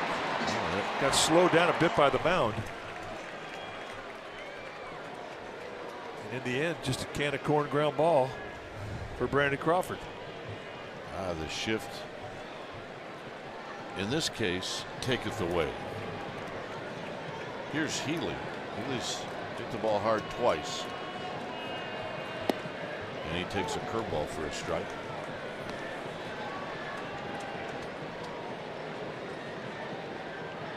So very quickly, Crick sat down. There's going to be a timeout. There's a loose ball in the outfield. Josh Osich just got up, and the first pitch he threw went all the way out in right field.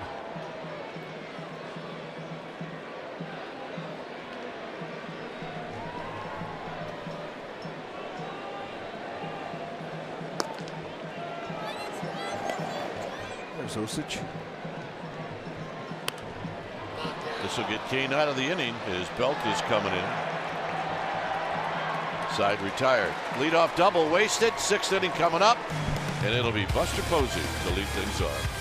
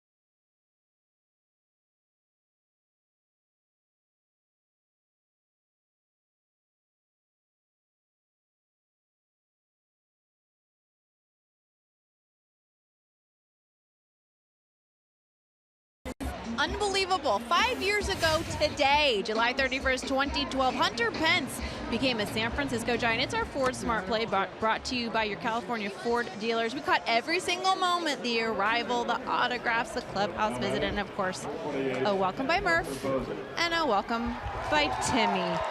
It just doesn't seem like Hunter Pence hasn't been a Giant. Dwayne and Mike. I know, you're right. Here's Buster Posey, and Buster takes inside for a ball, 1-0. That moment almost seems like it was 2 weeks ago when everybody was waiting for Hunter Pence. We were getting reports. He's landed. He's past Candlestick. Posey dribbles this one to third. Charging is Chapman, and Chapman's going to throw him out. And then he arrived down the left field line, and I think he came in through that gate. Now batting, number 35. So here's Crawford. Brandon Crawford. And when he arrived, it definitely changed the dynamic in that clubhouse. And Hunter Pence helped the Giants to those 2 World Championships in 12 and 14.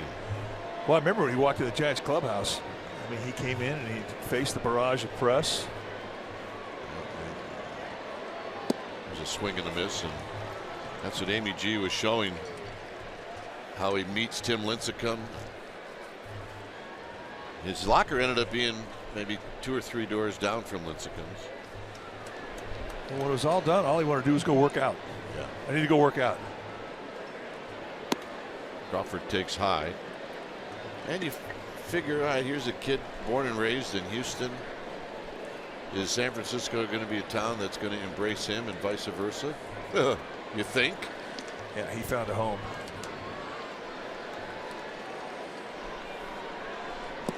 Crawford takes a strike. He's 1 for 2. He's had real good swings tonight.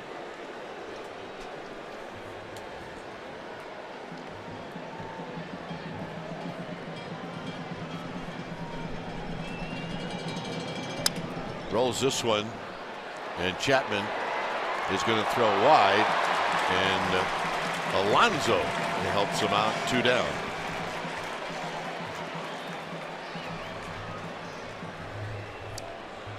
And here's Jay Wong. As a third baseman, take everything you can get. A nice play off balance, and there you see Alonso coming off the bag. You know, where if you're a first baseman and the ball goes up the line, just drop the glove, because a runner has to run right into you. He's got nowhere else to go. Wong with a base hit in the 4th.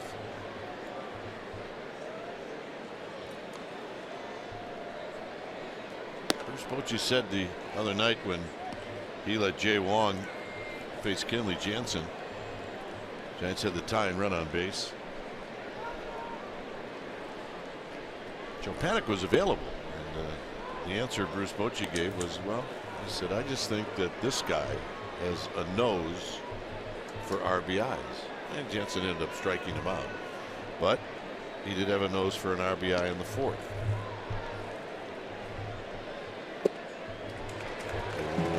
2-2. Another 2-0 off-speed pitch. It's been pretty steady.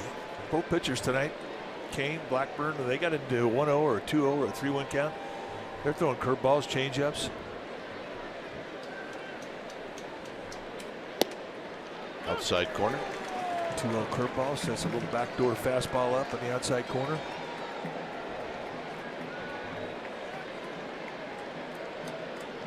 Blackburn showing excellent command of the strike zone.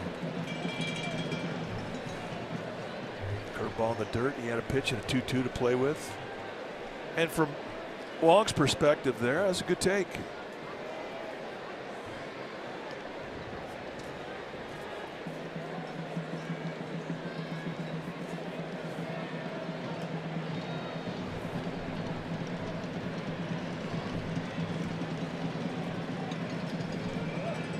Here's the payoff, and he got him.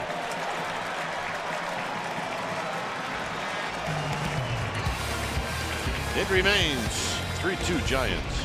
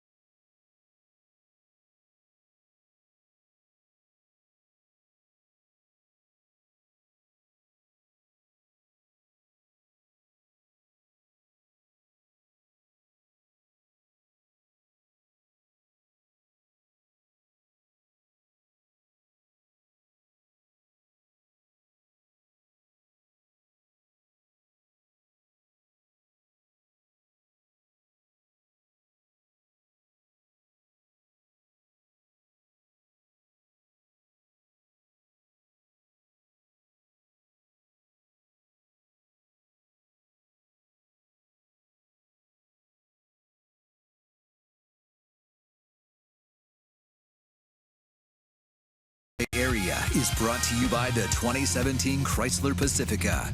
By AAA. Get a free canvas backpack. Restrictions apply. Go to AAA.com/road trip or to a AAA branch for details. By Southwest. Yes to low fares with nothing to hide. That's transparency. by Heffernan Insurance Brokers. Insurance and financial services for you and your business. Visit hefins.com. And by Toyota, the full-line automaker with the longest-lasting vehicles in America. Toyota, let's go places. So Matt Cain out of the game. It's a 3-2 lead for the Giants. When it's time for a change, think Speedy Oil Change and Auto Service, your trusted oil change, tune-up, and repair experts. So Josh Osich, and that's for you, Keith, comes into the game now. And the first pitch down low. So Cain, now Osich.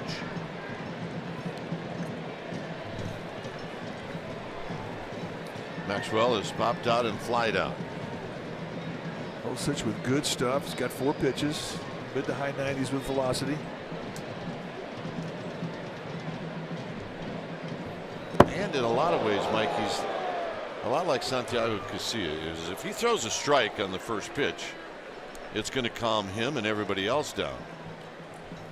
But if he doesn't, now you're in this situation 2-0. It's amazing. You wouldn't think that one strike would mean that much, but when you're coming out of the pen, the longer it takes you to throw a strike, the harder it becomes to throw a strike.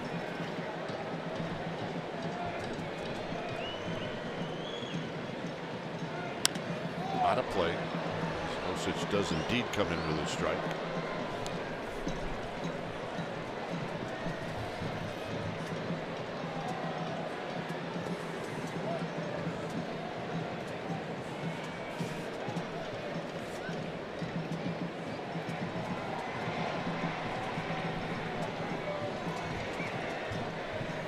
So 2 balls and a strike.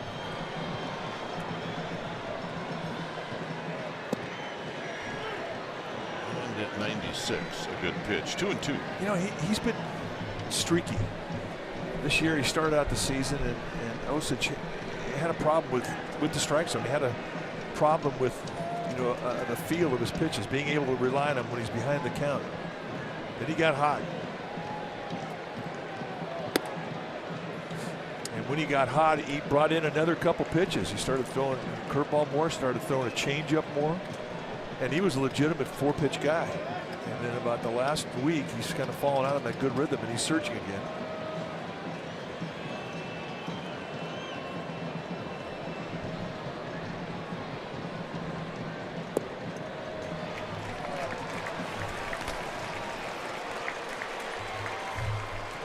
Well, the Bay Bridge Series, August 2nd, 3rd, is upon us. And Thursday, August 3rd, that would be this coming Thursday, is going to be our annual Grateful Dead Tribute Night. Your special event ticket will include a dancing bear bobblehead and a ticket to the game. Reminder, you want a bobblehead, you need a ticket. Go to sfgiants.com/special events.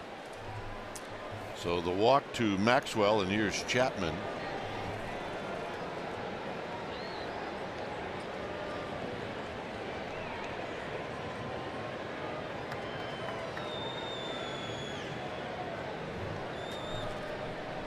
Chapman hits one into center field, right at Denard's span. He's going to make the catch. And Brugman's going to hit.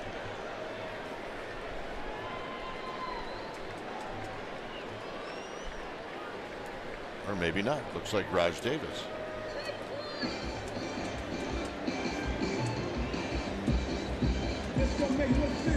Raj Davis spent a little time in a Giants uniform. Here's our Jeep drive of the game. Last year, Game 7, his 2-run home run in the bottom of the 8th off of Aroldis Chapman. Look at him choke up on it. And this shocked everybody.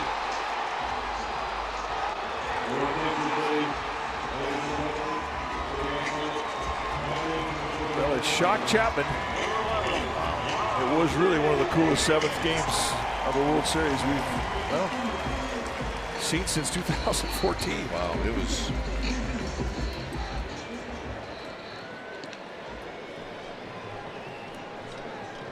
I couldn't watch. I ended up putting it on the radio and walking in the sidewalk outside of our house.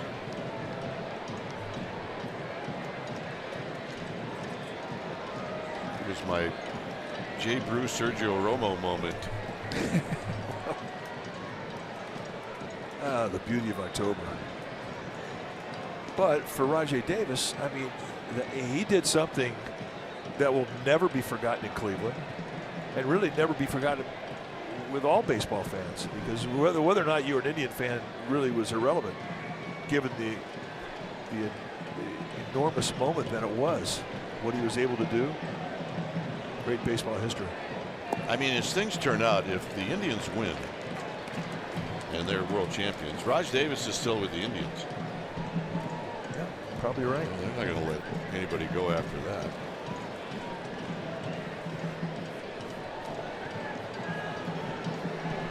This is his second time round with the Oakland A's. But if you're an Indians fan, I mean, that's a where were you at moment. Oh, my goodness.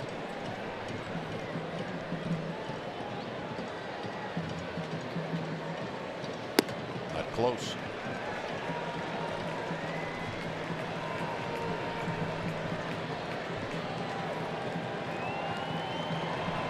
Cantos in the bullpen.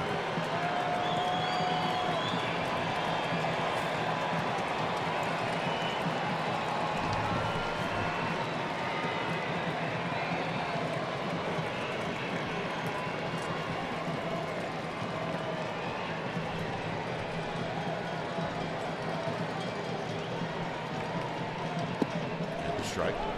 3-1. We asked Nick Hundley one day who the hardest guy is to catch on the Giants team. He says, "Oh, it's Osage. He's got so much unpredictability at the end of his fastball with a high velocity." He says it's tough. So if it's tough to catch, it's got to be tough to hit.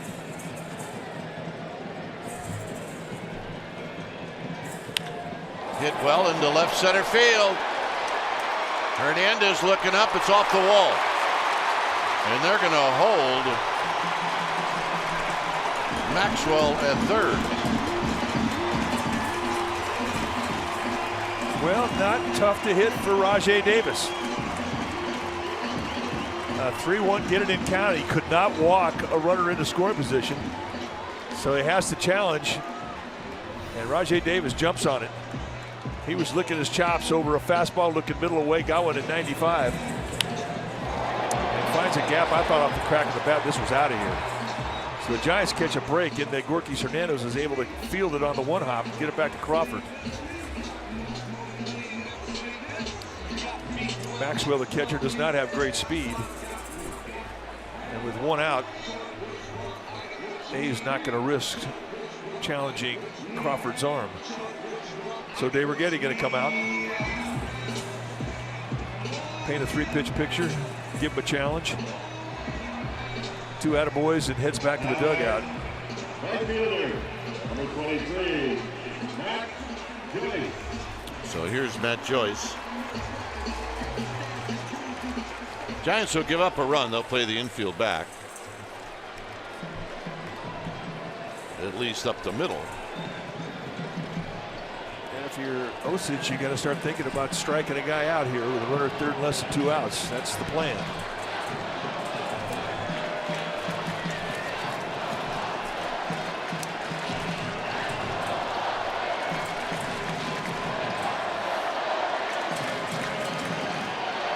Look out. 1 ball and no strikes. He's just all over the place with his release. And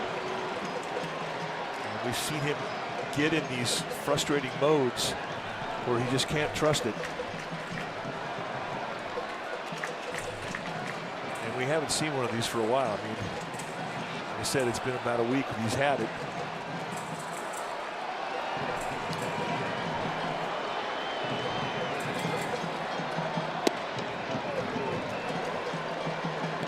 And that's the problem when you get into an inconsistency with your release. You can't trust a corner target. You're just trying to throw a strike. You're not trying to throw it on the inside corner, outside corner. You're just trying to throw a strike.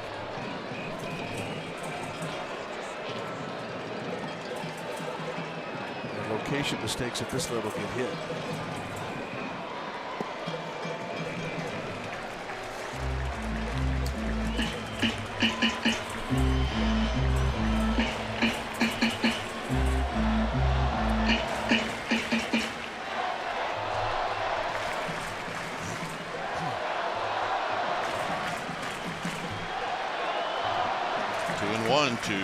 Matt Joyce.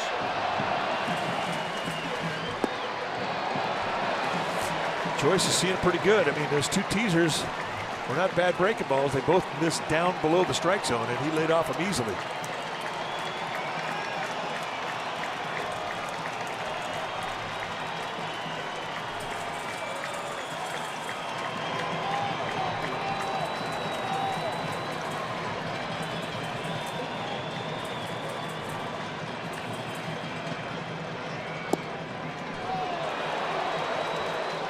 And I like that call. That's a Nick Hundley call right there. He's got an open base here. So it doesn't mean you could just go back in there and just flat out challenge a guy in the middle of the strike zone. Make a pitch. Throw it again. Absolutely. Throw the slider.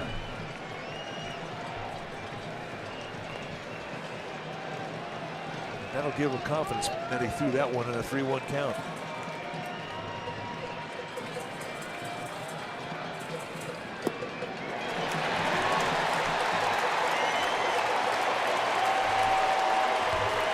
So that's going to be it for Osich.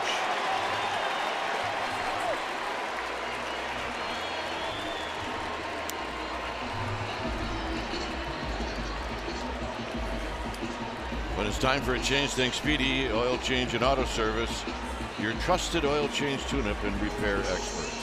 We'll be back.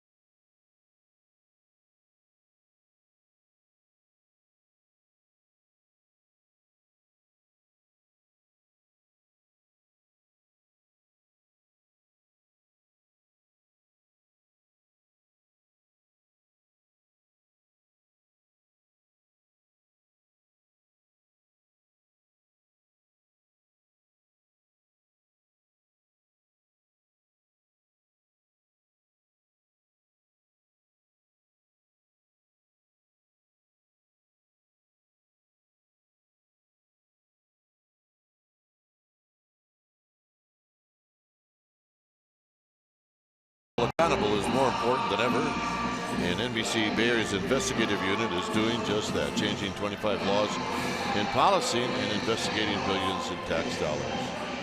Count on the one station invested in making a difference for you. NBC Bay Area, we investigate.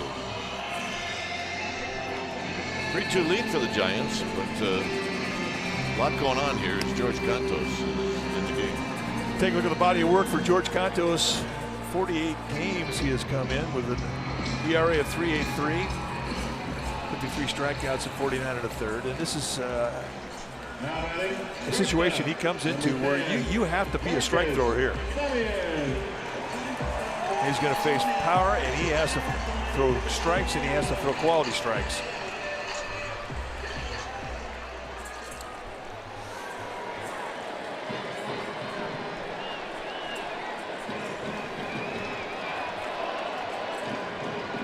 Simeon is 1 for 3. No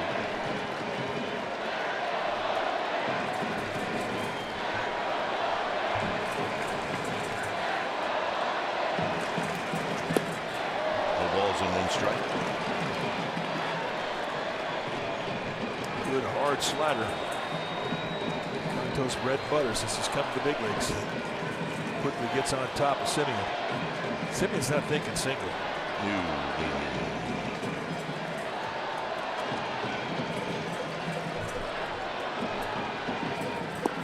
Down low to even the count at 1 ball and 1 strike. That's where you should miss. If you get that first strike, you've got 2 pitches to get down in the strike zone. If you miss getting below the strike zone, you're looking for a ground ball. pitch for the ground ball early, you pitch for the strikeout late.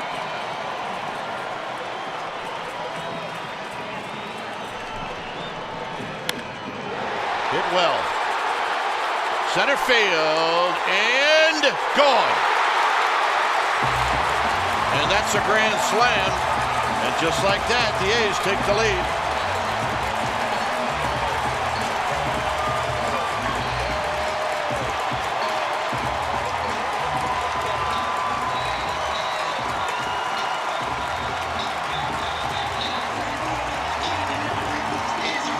His 4th of the year.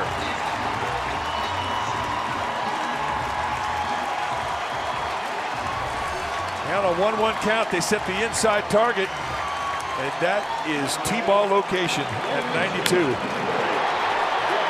And Simeon did not miss the gift.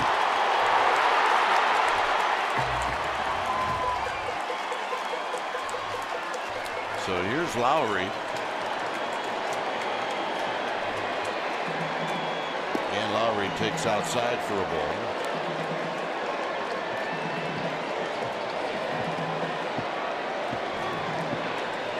Lowry's 3 for 3.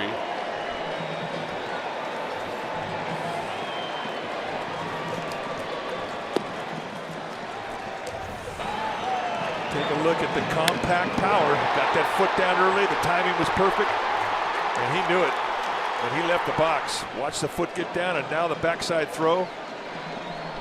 Perfect distribution of power through the legs.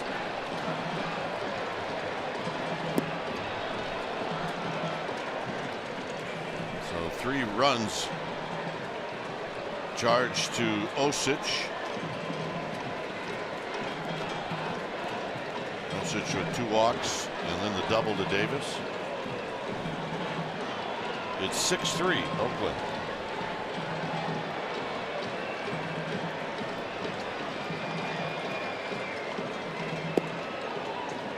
And just a bit outside, 3-1.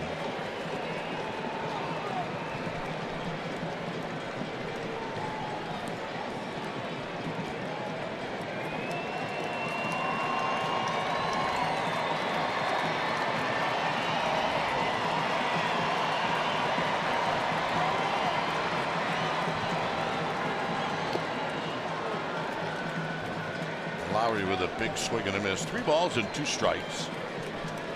Well, Matt Cain had a shot for a win, and that goes away. There's Matt Cain. Did what he needed to do. Gave his team a chance to win.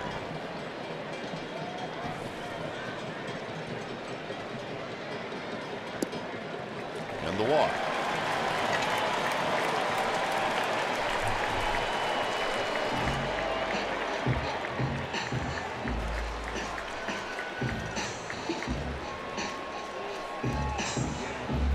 So here's Davis. A walk after a home run, I mean, it usually tells you the frame of mind of guys in. I mean, it's easy to get rattled when you give up a grand slam. It can absolutely affect your concentration and your command facing the next hitter.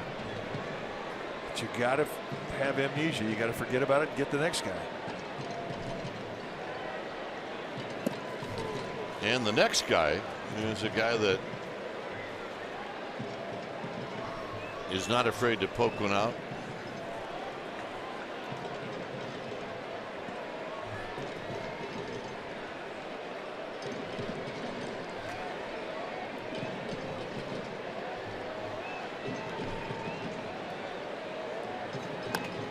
Taps this one slowly.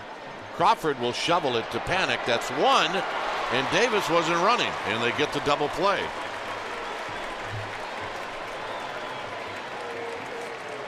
However, the grand slam, A's 6, Giants 3.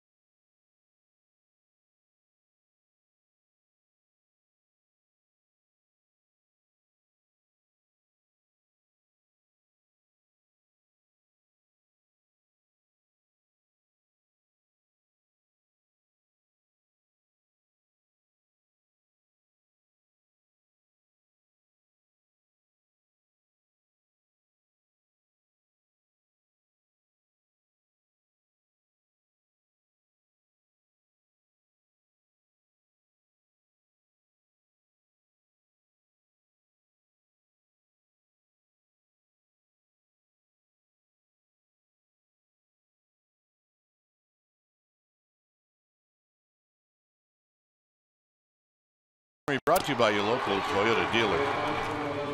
Kane started, and then the bullpen came in, and then Simeon hit the grand slam. Buster Posey's got a couple of hits, and the Giants are now going to have to play comeback baseball as Carlos Moncrief is going to lead things off.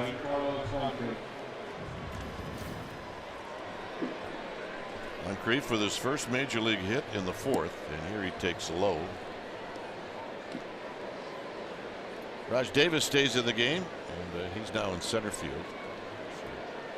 Rugman out.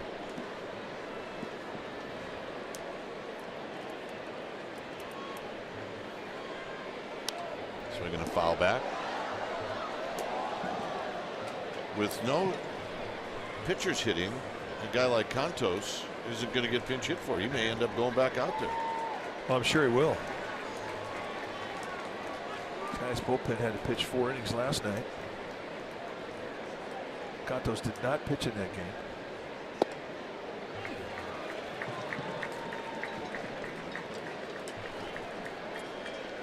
He was drafted by the Indians, Moncrief.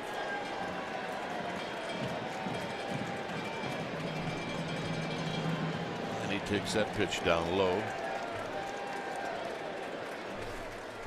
All right, time now for our Togo's big play the Togo's way. We go back to 4th inning when Carlos Moncrief comes up and gets his first big league base hit and the first RBI that puts the Giants on top at the time.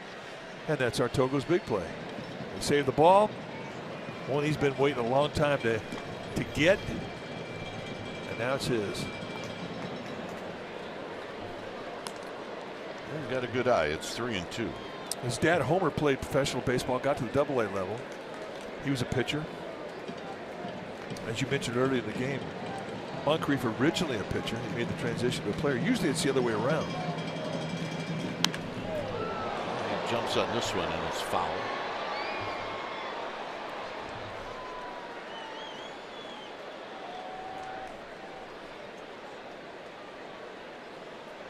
I mean, he doesn't have any idea how long he's going to be here, so take advantage of every moment that you have.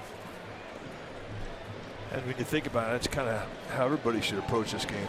Come to the ballpark and play like it's going to be your last day. He's got a base hit, and that's going to split everybody into left center field, and he can run. He will drop anchor at second. He's got 2 major league hits. Well, his first extra base hit.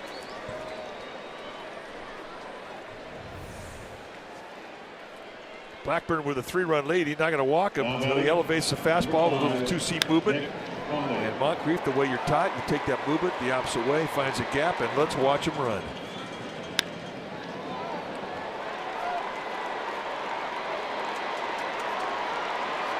You know what? If I needed a first down, I might hand the ball to him.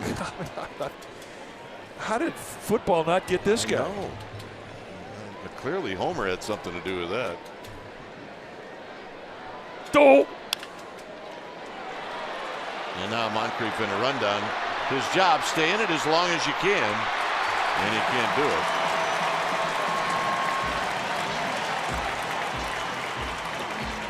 So nice play by Blackburn. Well, if you're at second base, I mean, the rule of thumb is if the ball's hit behind you, you move over. The ball's hit in front of you, you stay. If the ball's hit back up the middle, you assume it's going to get by the pitcher. And when he snags it, you're toast. But the problem was he needed to stay in a rundown. And Blackbird ran that rundown play about as good as you could do. He did. Run it back to the lesser of the bases. Well, here's Gorkys Hernandez. See if he can get something. Add on here with a base hit. He does. And a line drive into center field. And Hundley's going to make it to third. And that may be it for Paul Blackburn.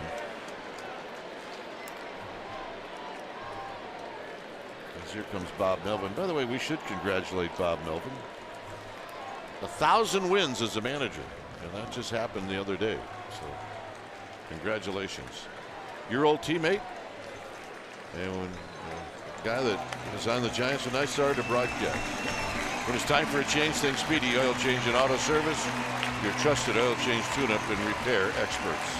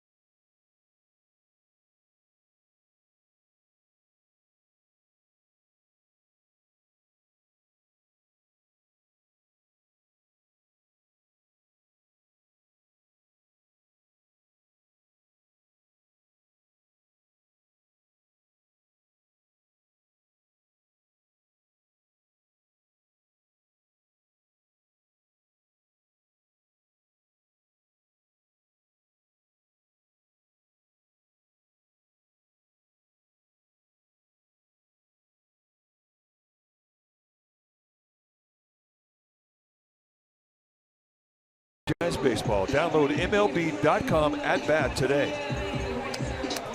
So it's Colomb, Daniel Colomb, who's now in the hill. Take a look at the numbers at the only left-hander in that Athletics bullpen. 45th time he's come in. 36 innings amassed in those 44 games. 29 strikeouts against 11 walks. He's got a fastball that's low to mid-90s, more lows than mids. Curveball, slider, and a changeup. And he'll throw them all. Span is 0 for 3. So, Tommy, give me a brief synopsis as Bob Melvin is a teammate. Smart guy. You knew that he was going to at least coach. And he left the game for a while. He got into business, but he came back, and I think he just, he's a ball player. But I think there's certain guys that are ideal personalities to manage, and he's that guy. He's done a great job. Everywhere he's gone, he's made that organization better. And I think when you start talking about guys like Melvin, he's a teacher, and that's why he loves what he does.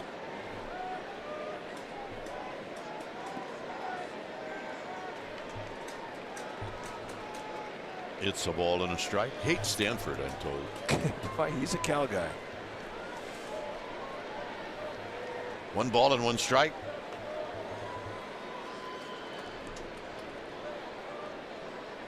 And there's a base hit.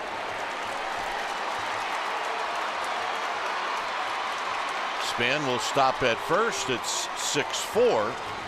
As Scorquis Hernandez moves to third. Span going the opposite way against Coulomb, like we see him do a lot against lefties. And he is not fooled at all by that big slow curveball. He saw that thing early. His lower body tells me he was looking for off speed. That's a nice play by Davis. Joe Panik is 0 for 2 with a walk. So Hernandez at third, Span at first.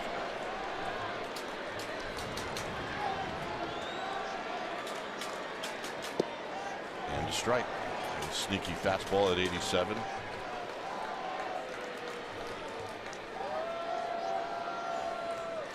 Giants will test every one of the A's arms, especially Davis in left field.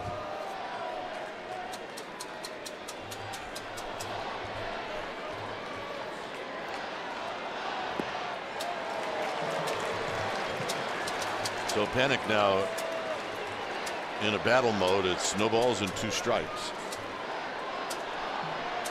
This is when he toughens up. 2 strikes. Very good in this situation.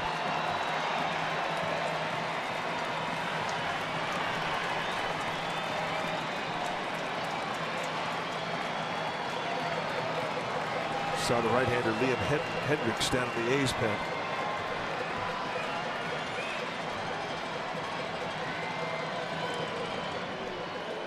And a soft toss chasing Span back.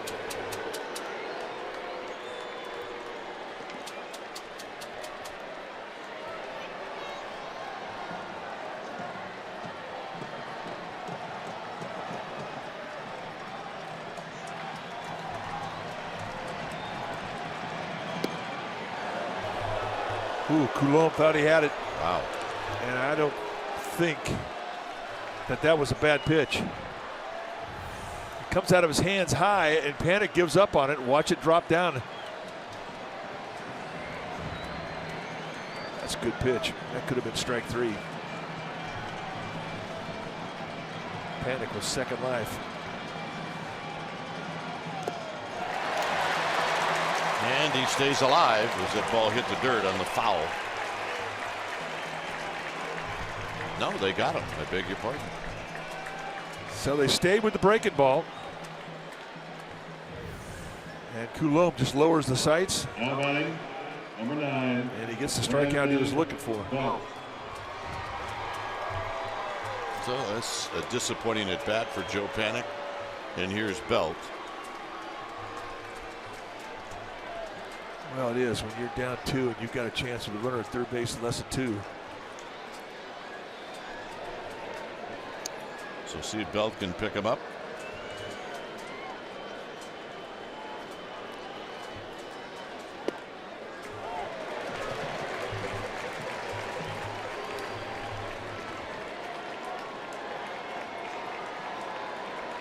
"16 home runs, 47 runs batted in."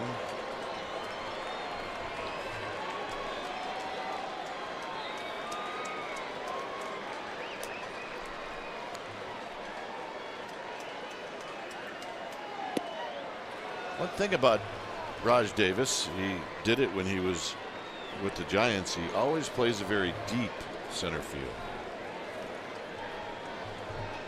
And that's where he is tonight. Yeah, he just feels better coming into the ball than he does going back on a ball. I mean, he's got great range. He does.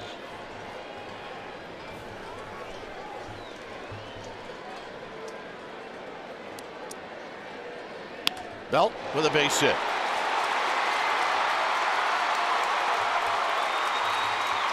Span to third, and it's 6-5. And we'll see if that's going to be it for Cologne.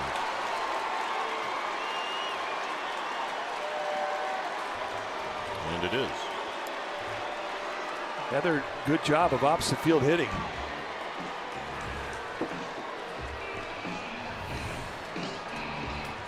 Take a look at the swing as he kind of fights it off. It was a 91-mile-an-hour cut fastball. It kind of jammed him.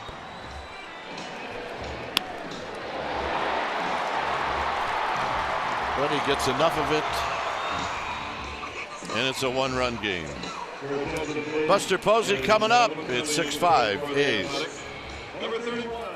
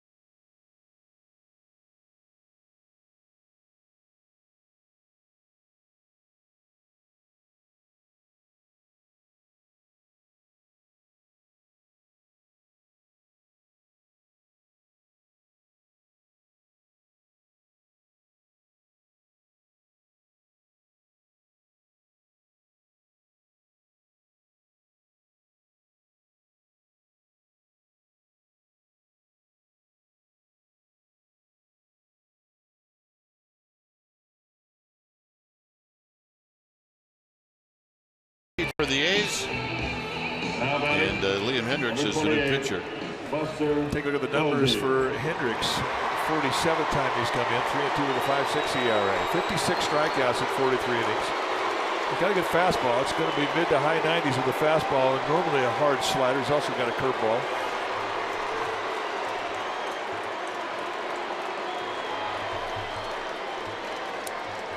So Hendricks to Buster Posey. And a strike on the outside corner. Easy 95.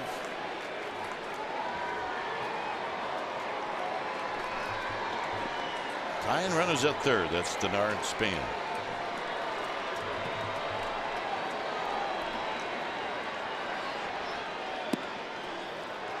If Hendricks stays away, and they might, that's the ball that Buster Posey hits into right field.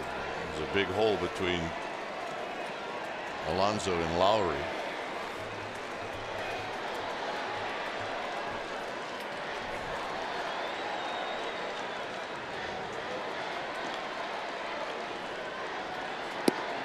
Nope. Just a bit outside. 3 pitches, 3 fastballs, all away.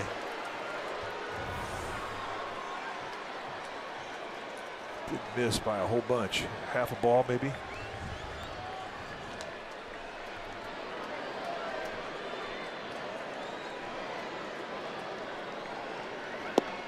And a strike. 2-2.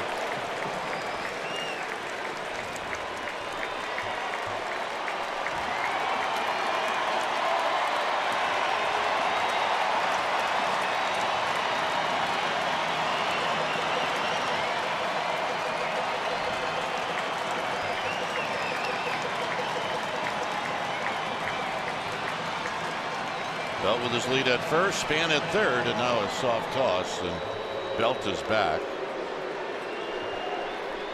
Giants with 4 hits here in the 7th. They now have 10 in the game. What they're lacking in this game is a home run.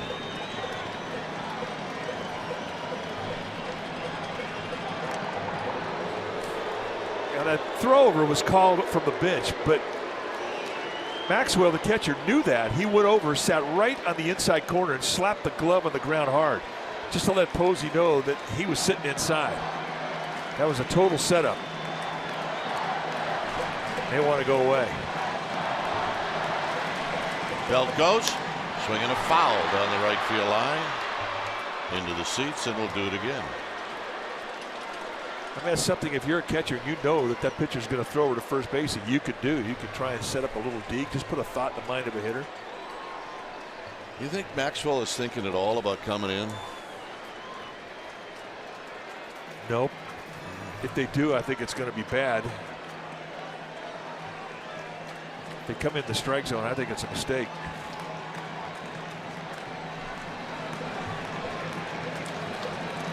Call the slider. Hendricks shook it off. Ooh. 96-mile-an-hour fastball, and you get an idea as to the quickness of the bat that Posey has. He's the best fastball hitter the Giants have.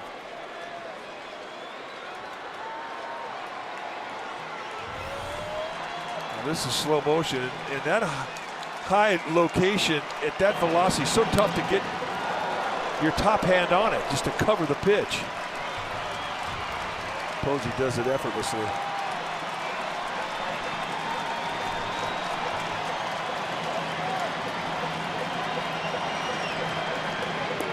Got him.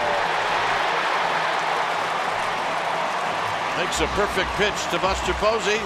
It's 6-5 A's.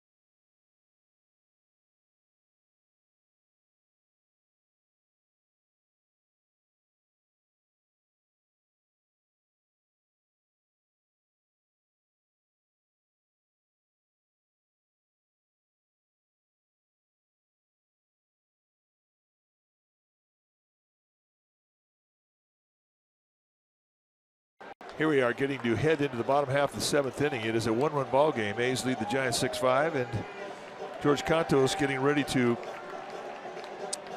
face Yonder Alonso. Alonso 1 for 1 with a couple of walks tonight.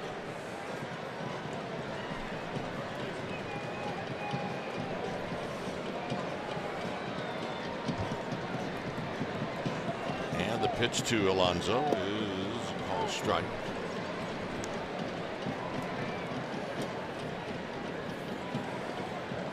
Two walks and a ground ball to Crawford.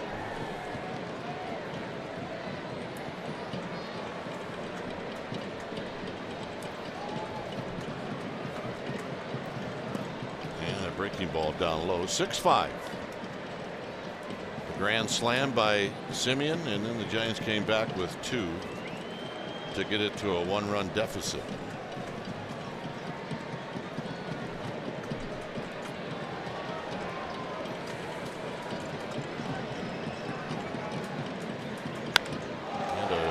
Drive, and it's right at Moncrief. 1 out. That was a center field jump right there from Moncrief, who plays center field. I mean, really, right now the Giants in their outfield, they got 3 center fielders playing. Moncrief on it quickly, and it winds up being an atom ball.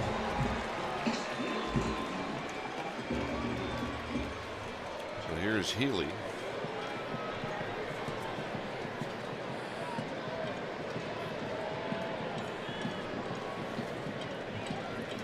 Healy is 1 for 3.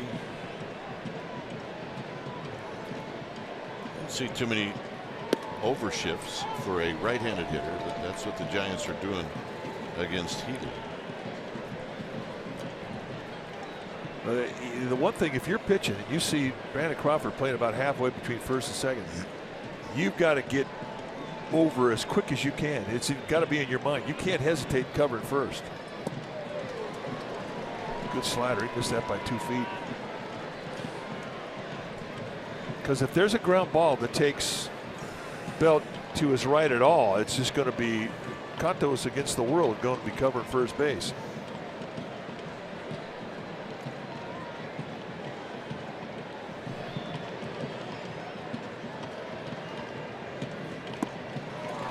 Got him. Ooh. Healy could not have possibly seen the rotation on that slider, the way he swung at that ball. Now batting the catcher, number 13, Bruce. Yep, he just wanted to get back to the dugout after this hack. The only way that happens to a big leaguer is if he just doesn't see it. Here's Maxwell. Maxwell opened up the 6th against Osich with a walk. And that's what started the whole deal.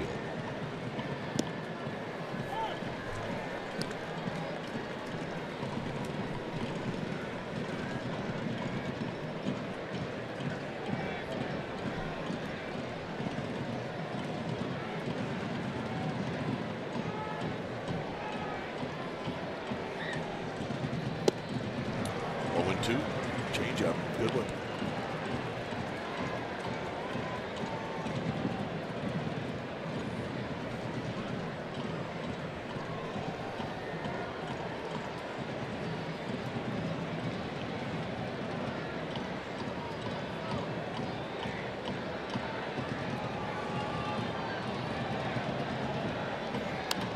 And this foul out of play by Bruce Maxwell.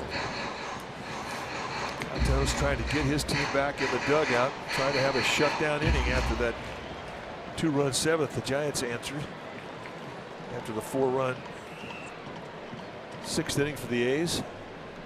A lot of offense in this game late.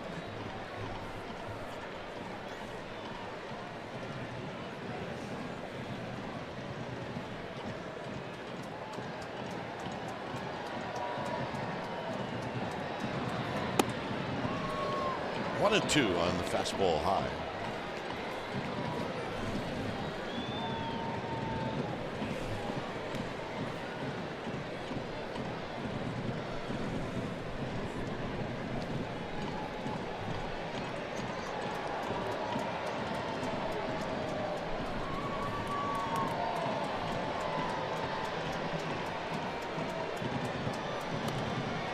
taps it foul. So Maxwell stays alive. You'll see another pitch. That looked like he almost hit a one-hopper.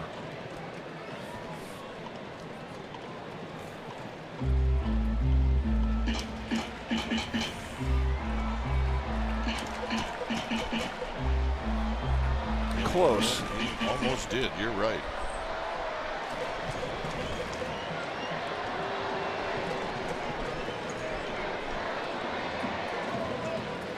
I think Maxwell's in the swing mode right here. I do believe you're correct.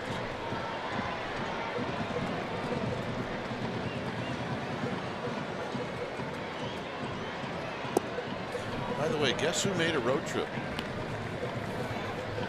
Mike Murphy. Miguel Murphy, Giants legendary clubby. Yes. Been with the Giants since 1958. Yes, he made a road trip today. So he came to Oakland. That's his road trip. Yep. Mike Murphy, who's the clubhouse man emeritus, does not make road trips unless they're in the Bay Area.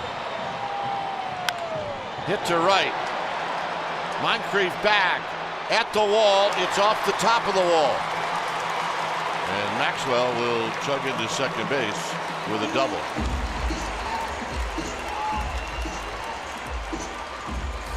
They got a hanger. Watch the height. Nick sort of laid right in there in the kill zone. You got to feel lucky this one stayed in the yard. It's a shame Moncrief could not pick that ball up right off get-go with that bare hand. He'd had a chance to get Maxwell. Moncrief's got a cannon. Chapman has hit the ball in the air 3 times. He's 0 for 3.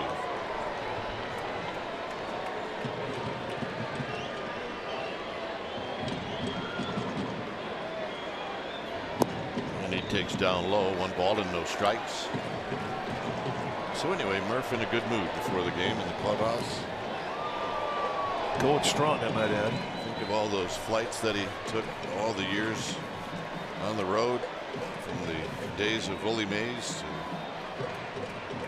the days of Barry Bonds. Now he'll only go if he can drive. Or somebody will drive him.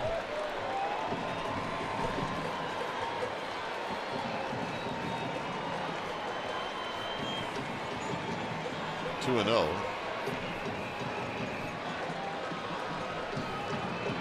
Raj Davis is on deck.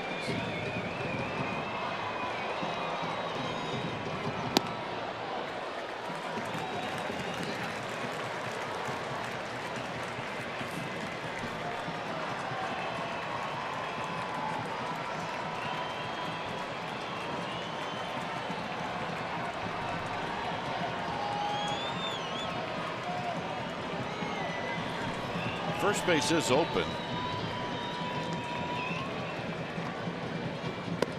And the walk.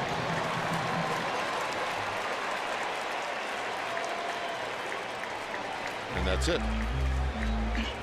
Cantos got the first 2 outs and then the double and a walk. Well, at least I do believe Bruce Bochy's going to take him out. He is. When it's time for a change, think Speedy Oil Change and Auto Service, your trusted oil change tune-up and repair experts.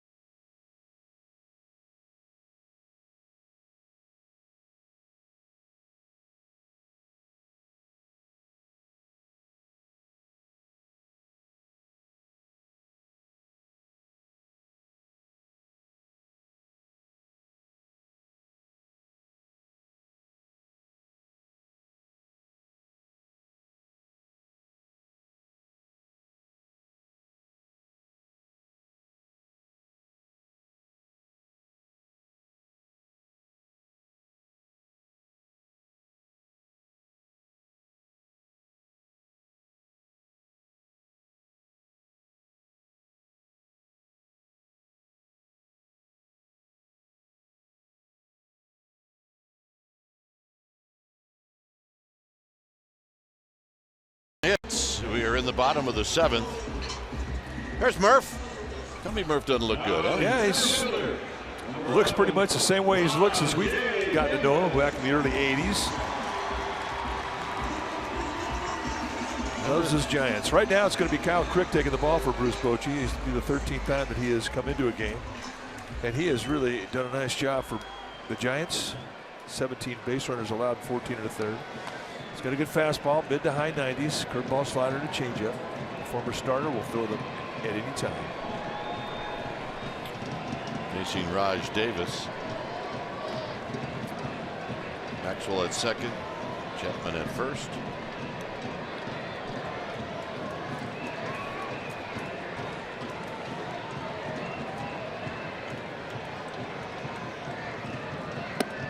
And a strike. And it's 0-1. We always threaten Murph that we're going to start telling stories. Problem is he's got more stories than we do. Well, yeah.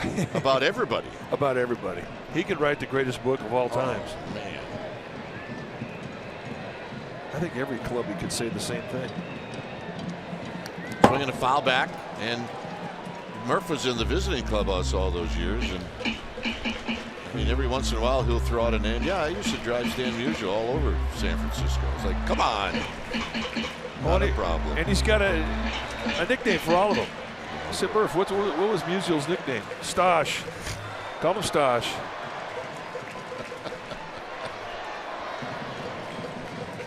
If you've got a nickname for Mike Murphy, you have arrived. 0-2. Outside to Raj Davis.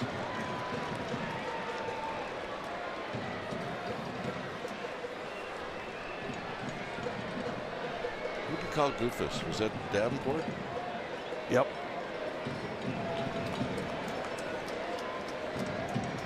One ball and 2 strikes. Way outside, 2-2. But anyway, it's good to see Murph here.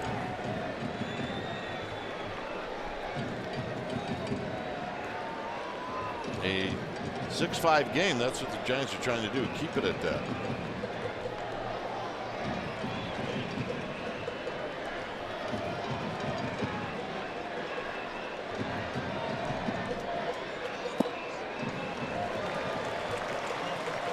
That was his shot to really try and make his pitch with 97.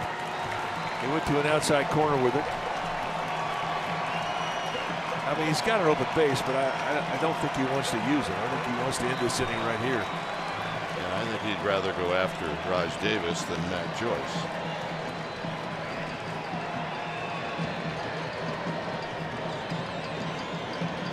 And he got him, and that'll end the inning. So we'll head to the 8th at 6-5 A's.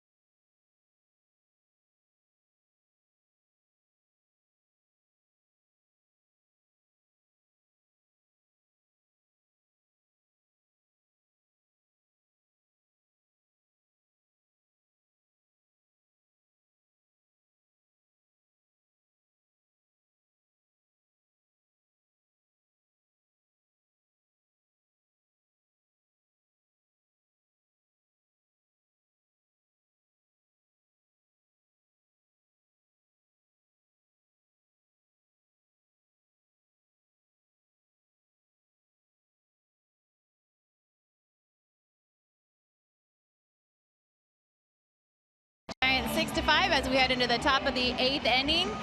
Whole new class of inductees yesterday to the Baseball Hall of Fame. Congratulations are in order from left to right on your screen. Former baseball commissioner Bud Selig. Next to him, Ivan Pudge Rodriguez of the Texas Rangers. John Sherholtz, former Braves front office exec. Expos Tim Raines, Astros Jeff Bagwell. It's a huge honor. It was so fun to see, fun to hear the speeches, and now they are immortalized. Gentlemen. Yep, a good group. Yeah, they're all about the same height, too. Yep. Although Bud may have been standing on his toes. Crawford fouls it out of play.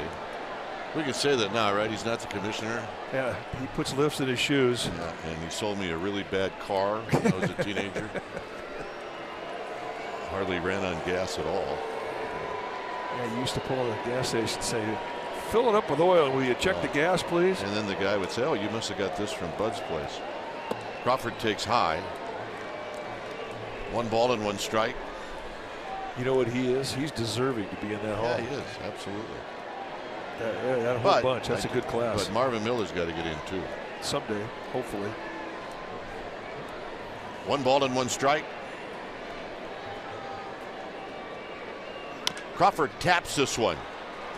Lowry has it. He'll throw a bit off balance, but he gets Crawford in time. 1 out. And here's Connor Gillespie. It's just a great tradition, and every time they have the Hall of Fame ceremony, I mean, I just get goosebumps watching these guys go up there and become immortal. Hear their speeches. It's just such a great. Please, ladies and gentlemen. It's baseball Valhalla. It's where the gods live. This is how it's kind of going for us.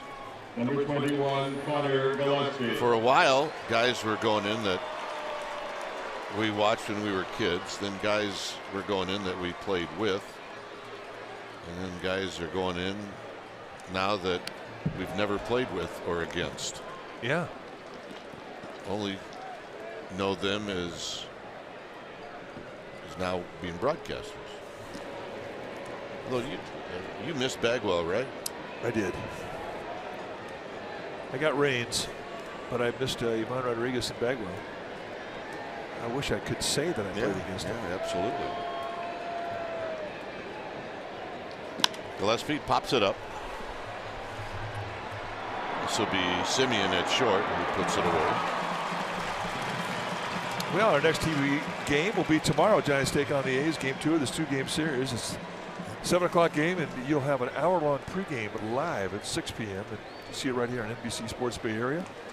For the up-to-the-minute Giants news, log on to NBCSportsBayArea.com for insider Alex Pavlovich. Now batting, number 39, Carlos Moncrief. Moncrief has a couple of hits, his first and second hits in the major leagues.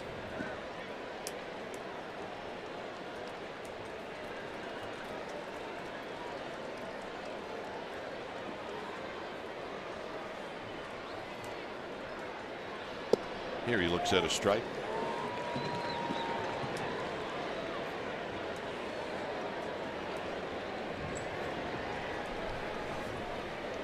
Have a night, Carlos Moncrief. First big league hits, first big league extra base hit, first big league RBI.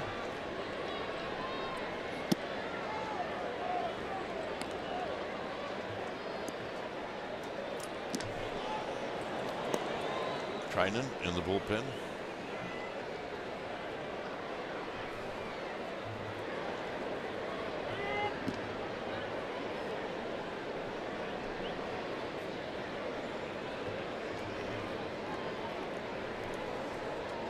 Hendricks came in and struck out Buster Posey.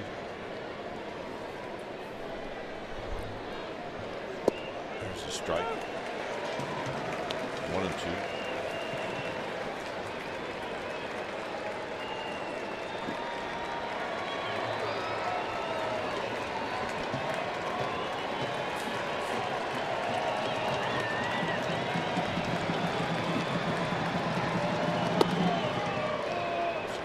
Takes the pitch high and away. 2 balls and 2 strikes.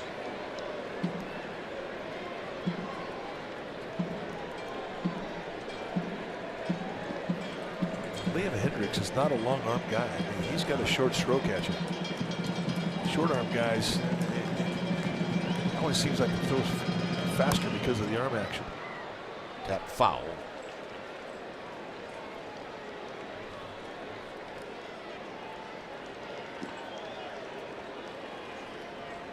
He's built like a bouncer. He is put together, but so is the guy at the plate.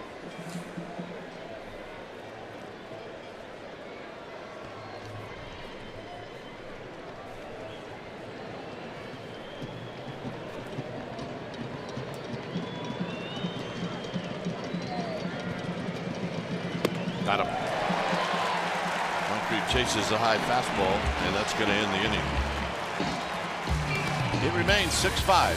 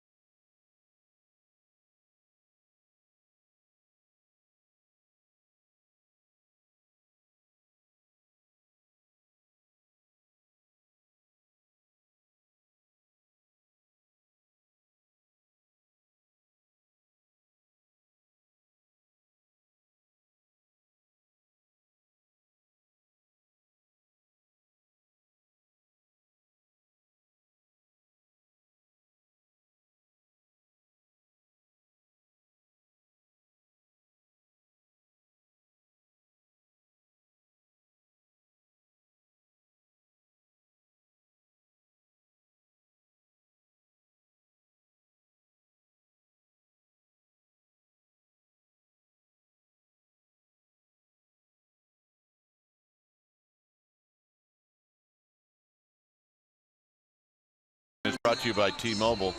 Jeff Samardzija, the former A against Sean Manaea tomorrow right here in Oakland, and Wednesday in San Francisco, Matt Moore against Daniel Gossett.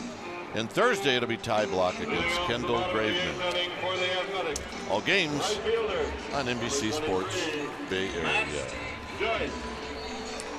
So Matt Joyce is going to lead things off. This will be the top of the A's lineup here in the 8th inning. It's 6-5 Oakland. Joyce has been on base 3 times and he scored twice. So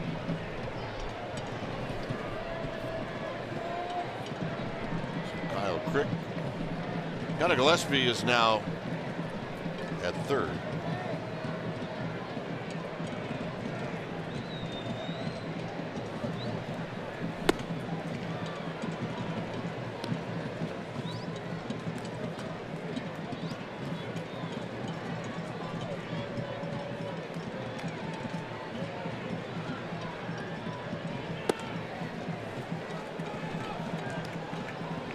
So 2 balls and no strikes. So Crick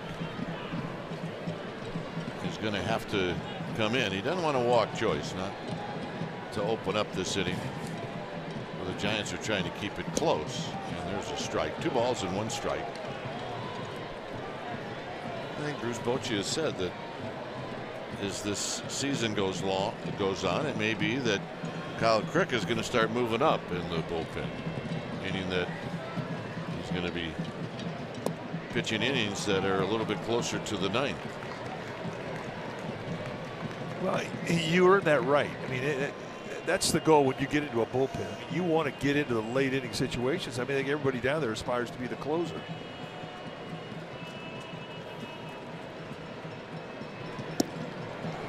Three and 2.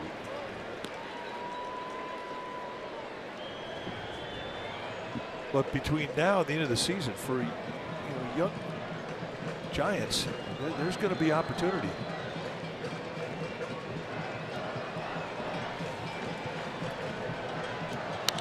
And a line drive and a base hit as Joyce hits it over the head of Panic.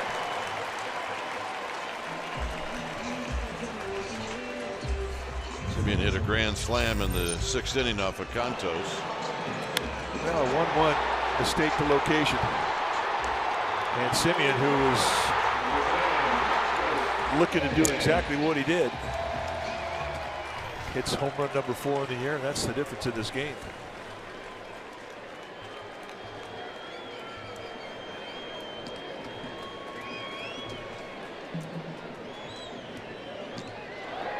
And a quick toss to first, and Joyce is back.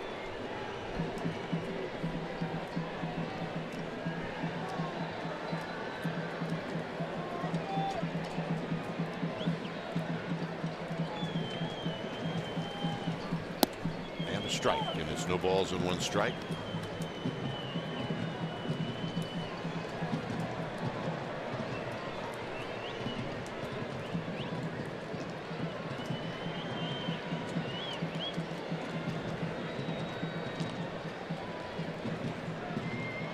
Swing and gonna miss. Nothing in 2.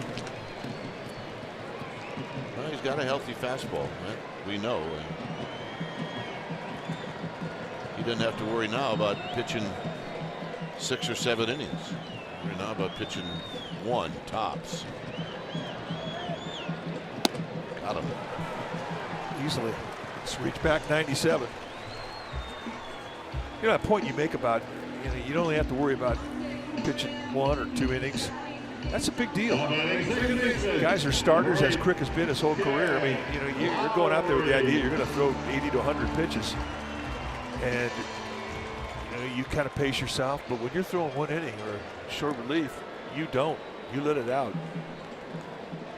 Yeah, that was a 3-pitch see ya.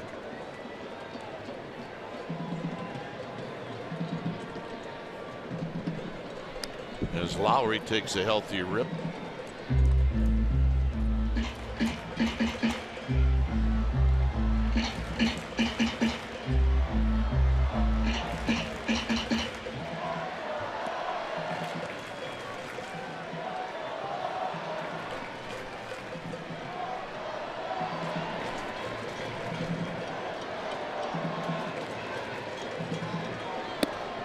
Just heat above the hands.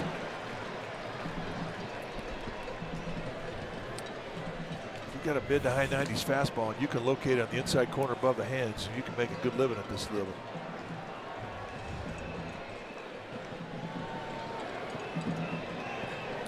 So it's 0-2. And Lowry got another fastball. This one got up to 98. And he also leaked it out over the plate.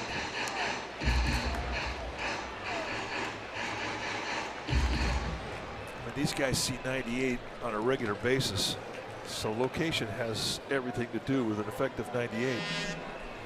98 above the hands, that's a good pitch. 98 out over the plate across the letters, that's not a good pitch.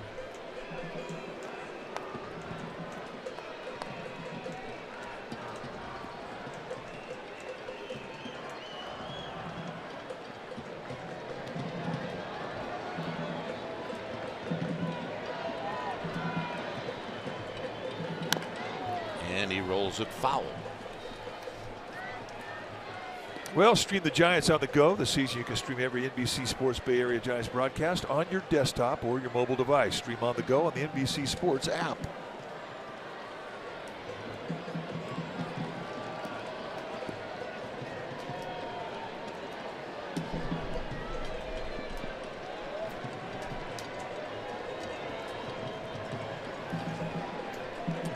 Oh, 2 to Lowry. Very high. It's 1-2.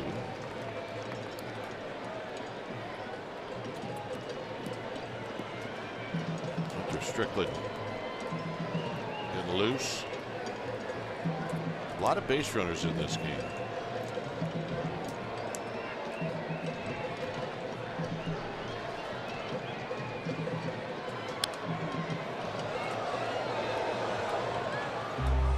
Giants have not had a 1-2-3 inning.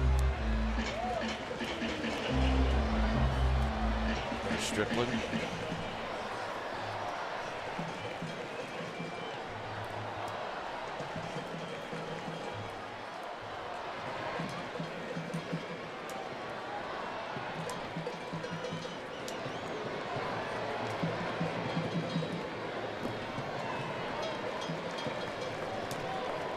So that's pretty good at bat. These two guys are having a good battle. Lowry and Kyle Crick.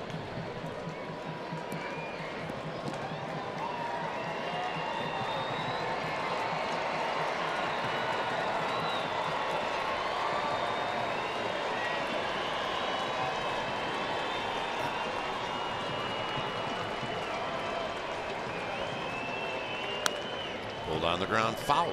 This is a good battle. Lowry's getting in his batter's box. He's got 3 hits under his belt and a walk, so he's feeling pretty confident.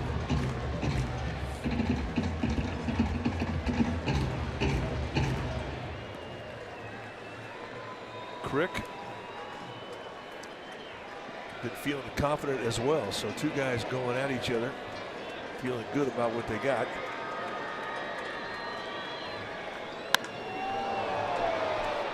Pops this one high into right field. Moncrief puts it away. 2 down. Lowry might tell you that he just missed that one.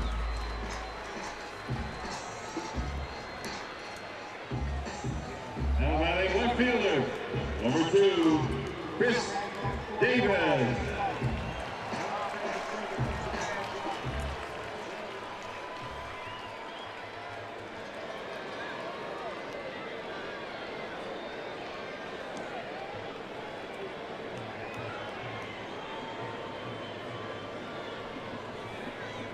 Here's Davis.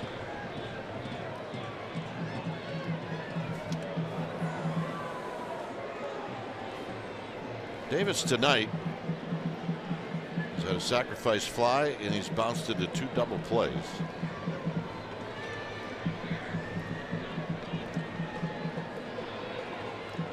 But still extremely dangerous. That's the thing about a home run guy. He can look like he doesn't even belong in a big league uniform for 3 at bats. Just off balance, horrible, missed by 2 feet. And then that one time he comes up and he nails one and he wins. Yep, you're right.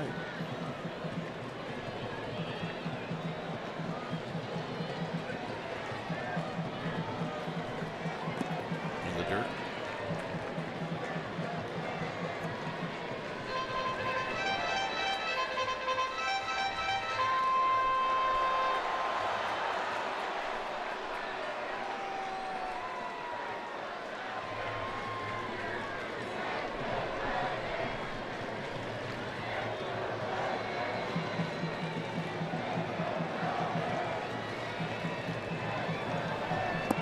And the pitch is outside for a ball. 2 balls and no strikes for Crick. He got gave up the single to Matt Joyce to open up the inning. Now he's at 26 pitches, and most of them here in the 8th. And it's 3-0. Alonso's on deck.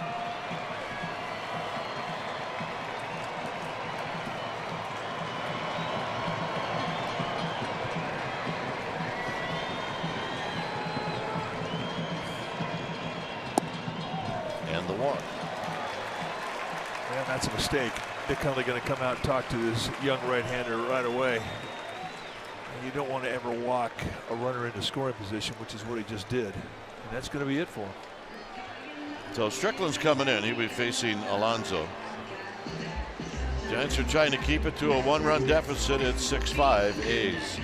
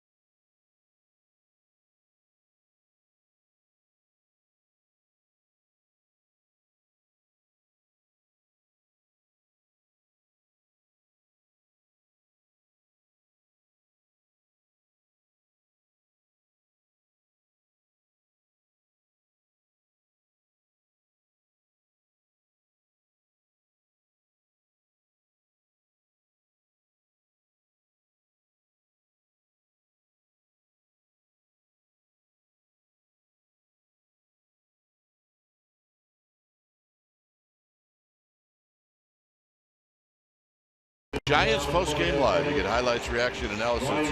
It's all coming up for a full hour after the game.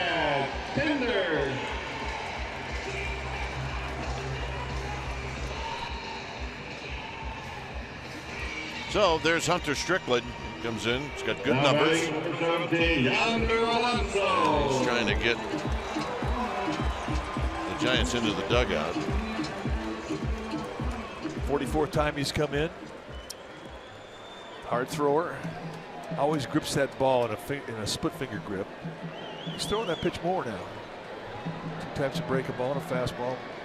Go mid to high 90s. Pinder is running for Davis at first.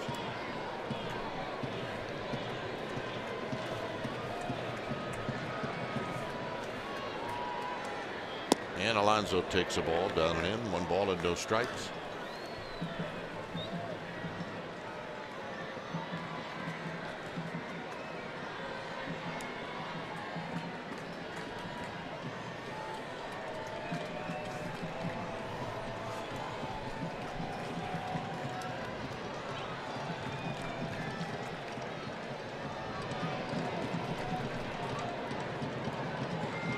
Look out. Almost hit him. It's 2-0.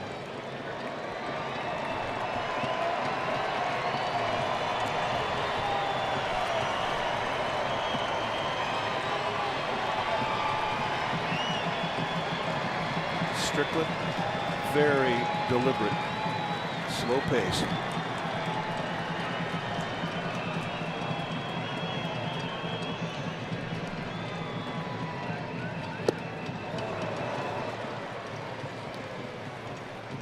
The rip by Alonso. 2 balls and 1 strike for the Giants in the 9th inning. They will have Hundley and then Gorkys Hernandez and then Denard Span. So the Giants need to get a couple of people on before they get to beef of their lineup. First things first, here's the 2-1 and it's low 3-1.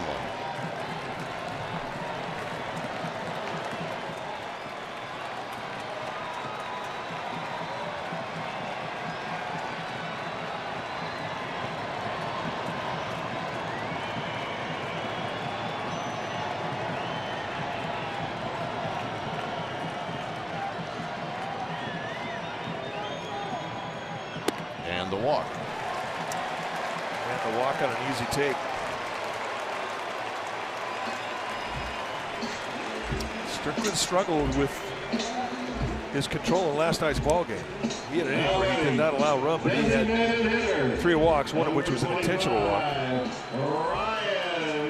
But you don't normally worry about strikes with Strickland. But right now with the bases loaded, this Bochy's worried about strikes. So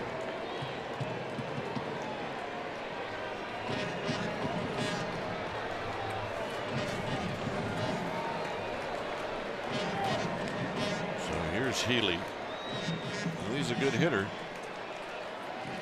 He's 1 for 4 tonight.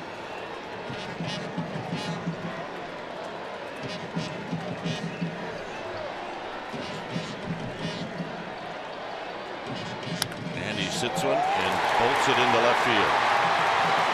Here comes Gorkys Hernandez throw. It's not in time. 2-run score. Healy comes through with a 2 RBI single.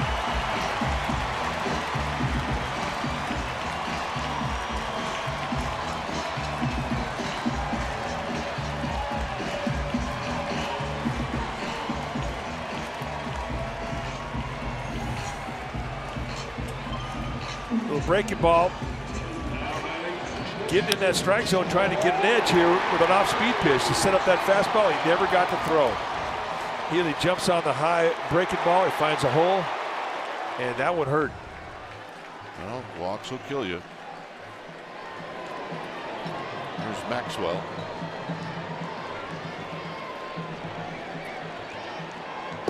The thing the A's have done in this game is they've created opportunities. I mean, there have been innings where they haven't cashed in, but if you create enough opportunities, eventually you will.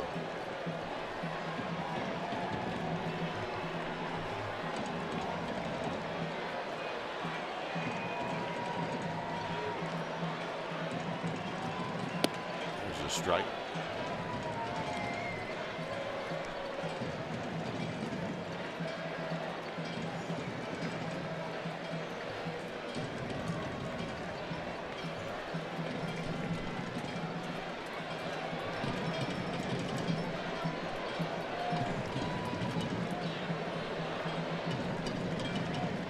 Swinging a tapper foul. Do it again. It's 1 ball and 2 strikes. You think about a week ago, the matchup for tonight's game was Sonny Gray against Madison Bumgarner. How things can change. Sonny Gray no longer an Oakland A. Sonny Gray traded today. Madison Bumgarner pitched last night against the Dodgers. He pitched well.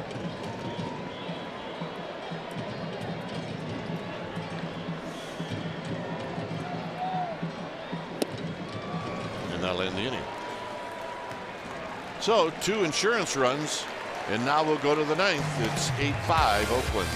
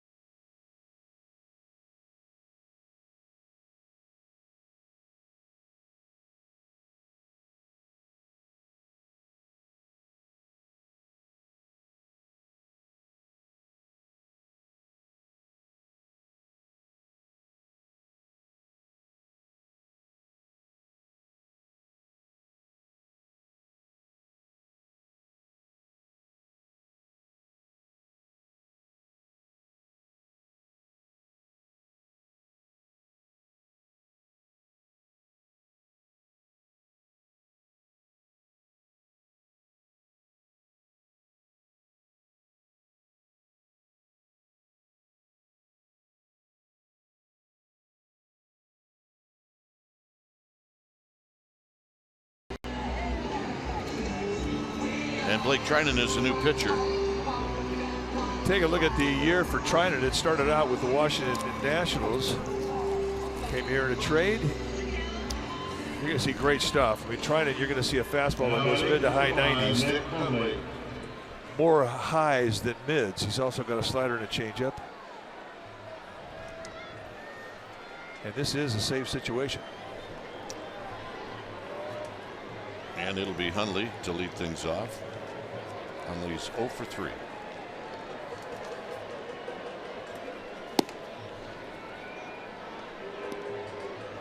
He was in the mix with the Nationals as far as closing games, but you saw the numbers.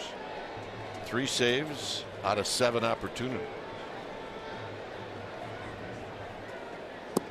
2 balls and no strikes. Joyce is now in left field, and Chet Pinder is in right.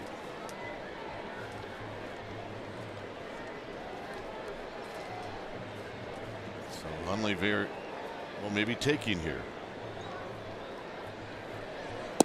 3-0. Not close. Miguel Gomez on deck. The object here is to get to Belt, Posey, and Crawford.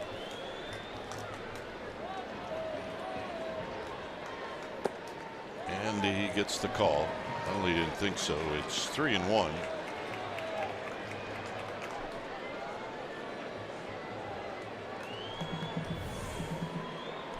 Well, 3-0 pitch. You expand the zone a bit, perhaps, if you're Paul Nauert. So definitely a pitcher strike.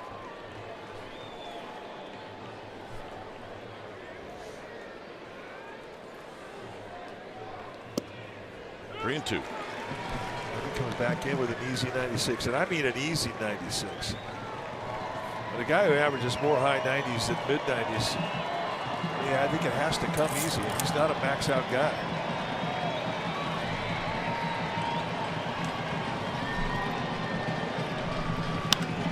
And this is hit up the middle and a base hit.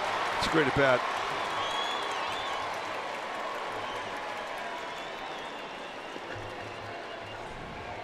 So here's Gomez. So the Giants get what they want. They get a leadoff hitter on. This is a ballpark that can inspire late comebacks because of the care that you have. This is not a Northern California ballpark like you have at AT&T. AT&T home runs are tough. Here they're not.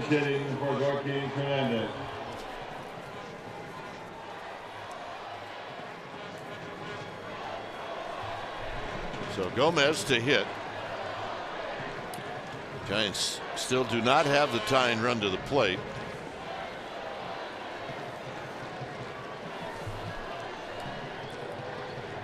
Gomez, since the short time that he's been here, has proved that he knows what he's doing at the plate.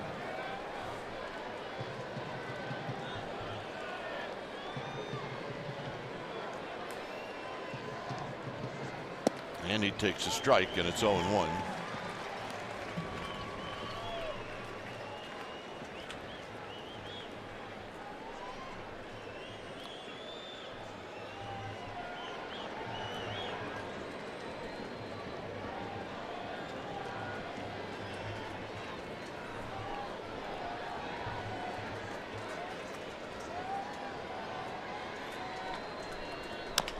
Tapped. And they get the out at second. So the object there is get one out, and that's what Alonso did.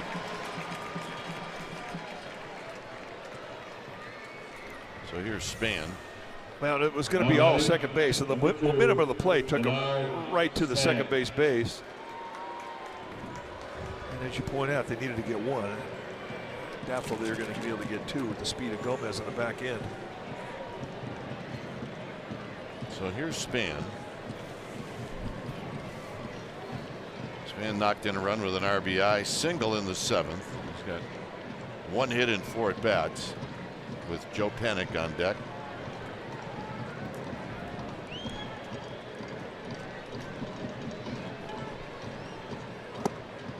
And it's low and away. 1 ball and no strikes. Ooh, trying to one that one.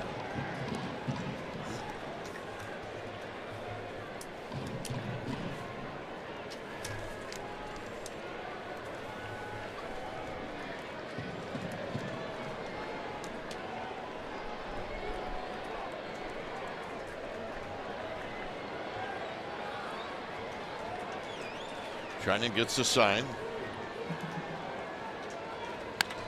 Span drives it to right. And coming in and making the catch is Pinder for out number 2. And that'll bring up Panik. Nice play. Yeah, it was. I mean, Span hits it on the button. And Pinder, who just got the game as a defensive replacement, makes a nice play. Sweet spot. Joe Panik. So Panik comes up. He's 0 for 3.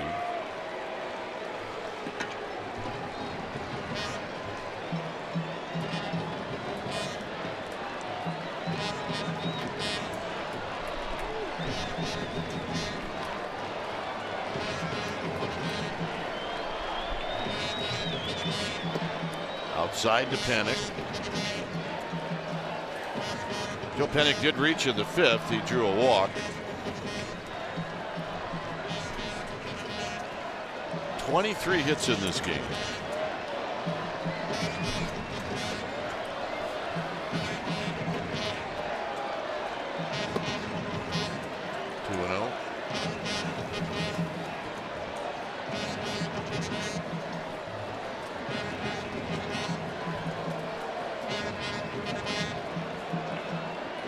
Belt would hit if Panik extends the inning.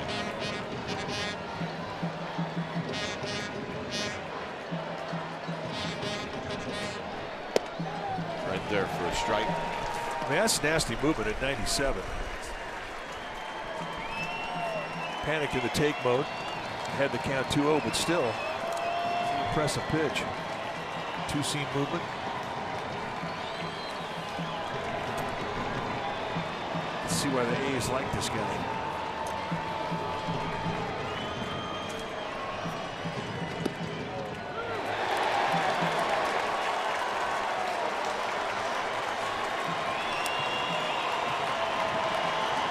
So it's 2-2, and now Joe Panic will have to fight.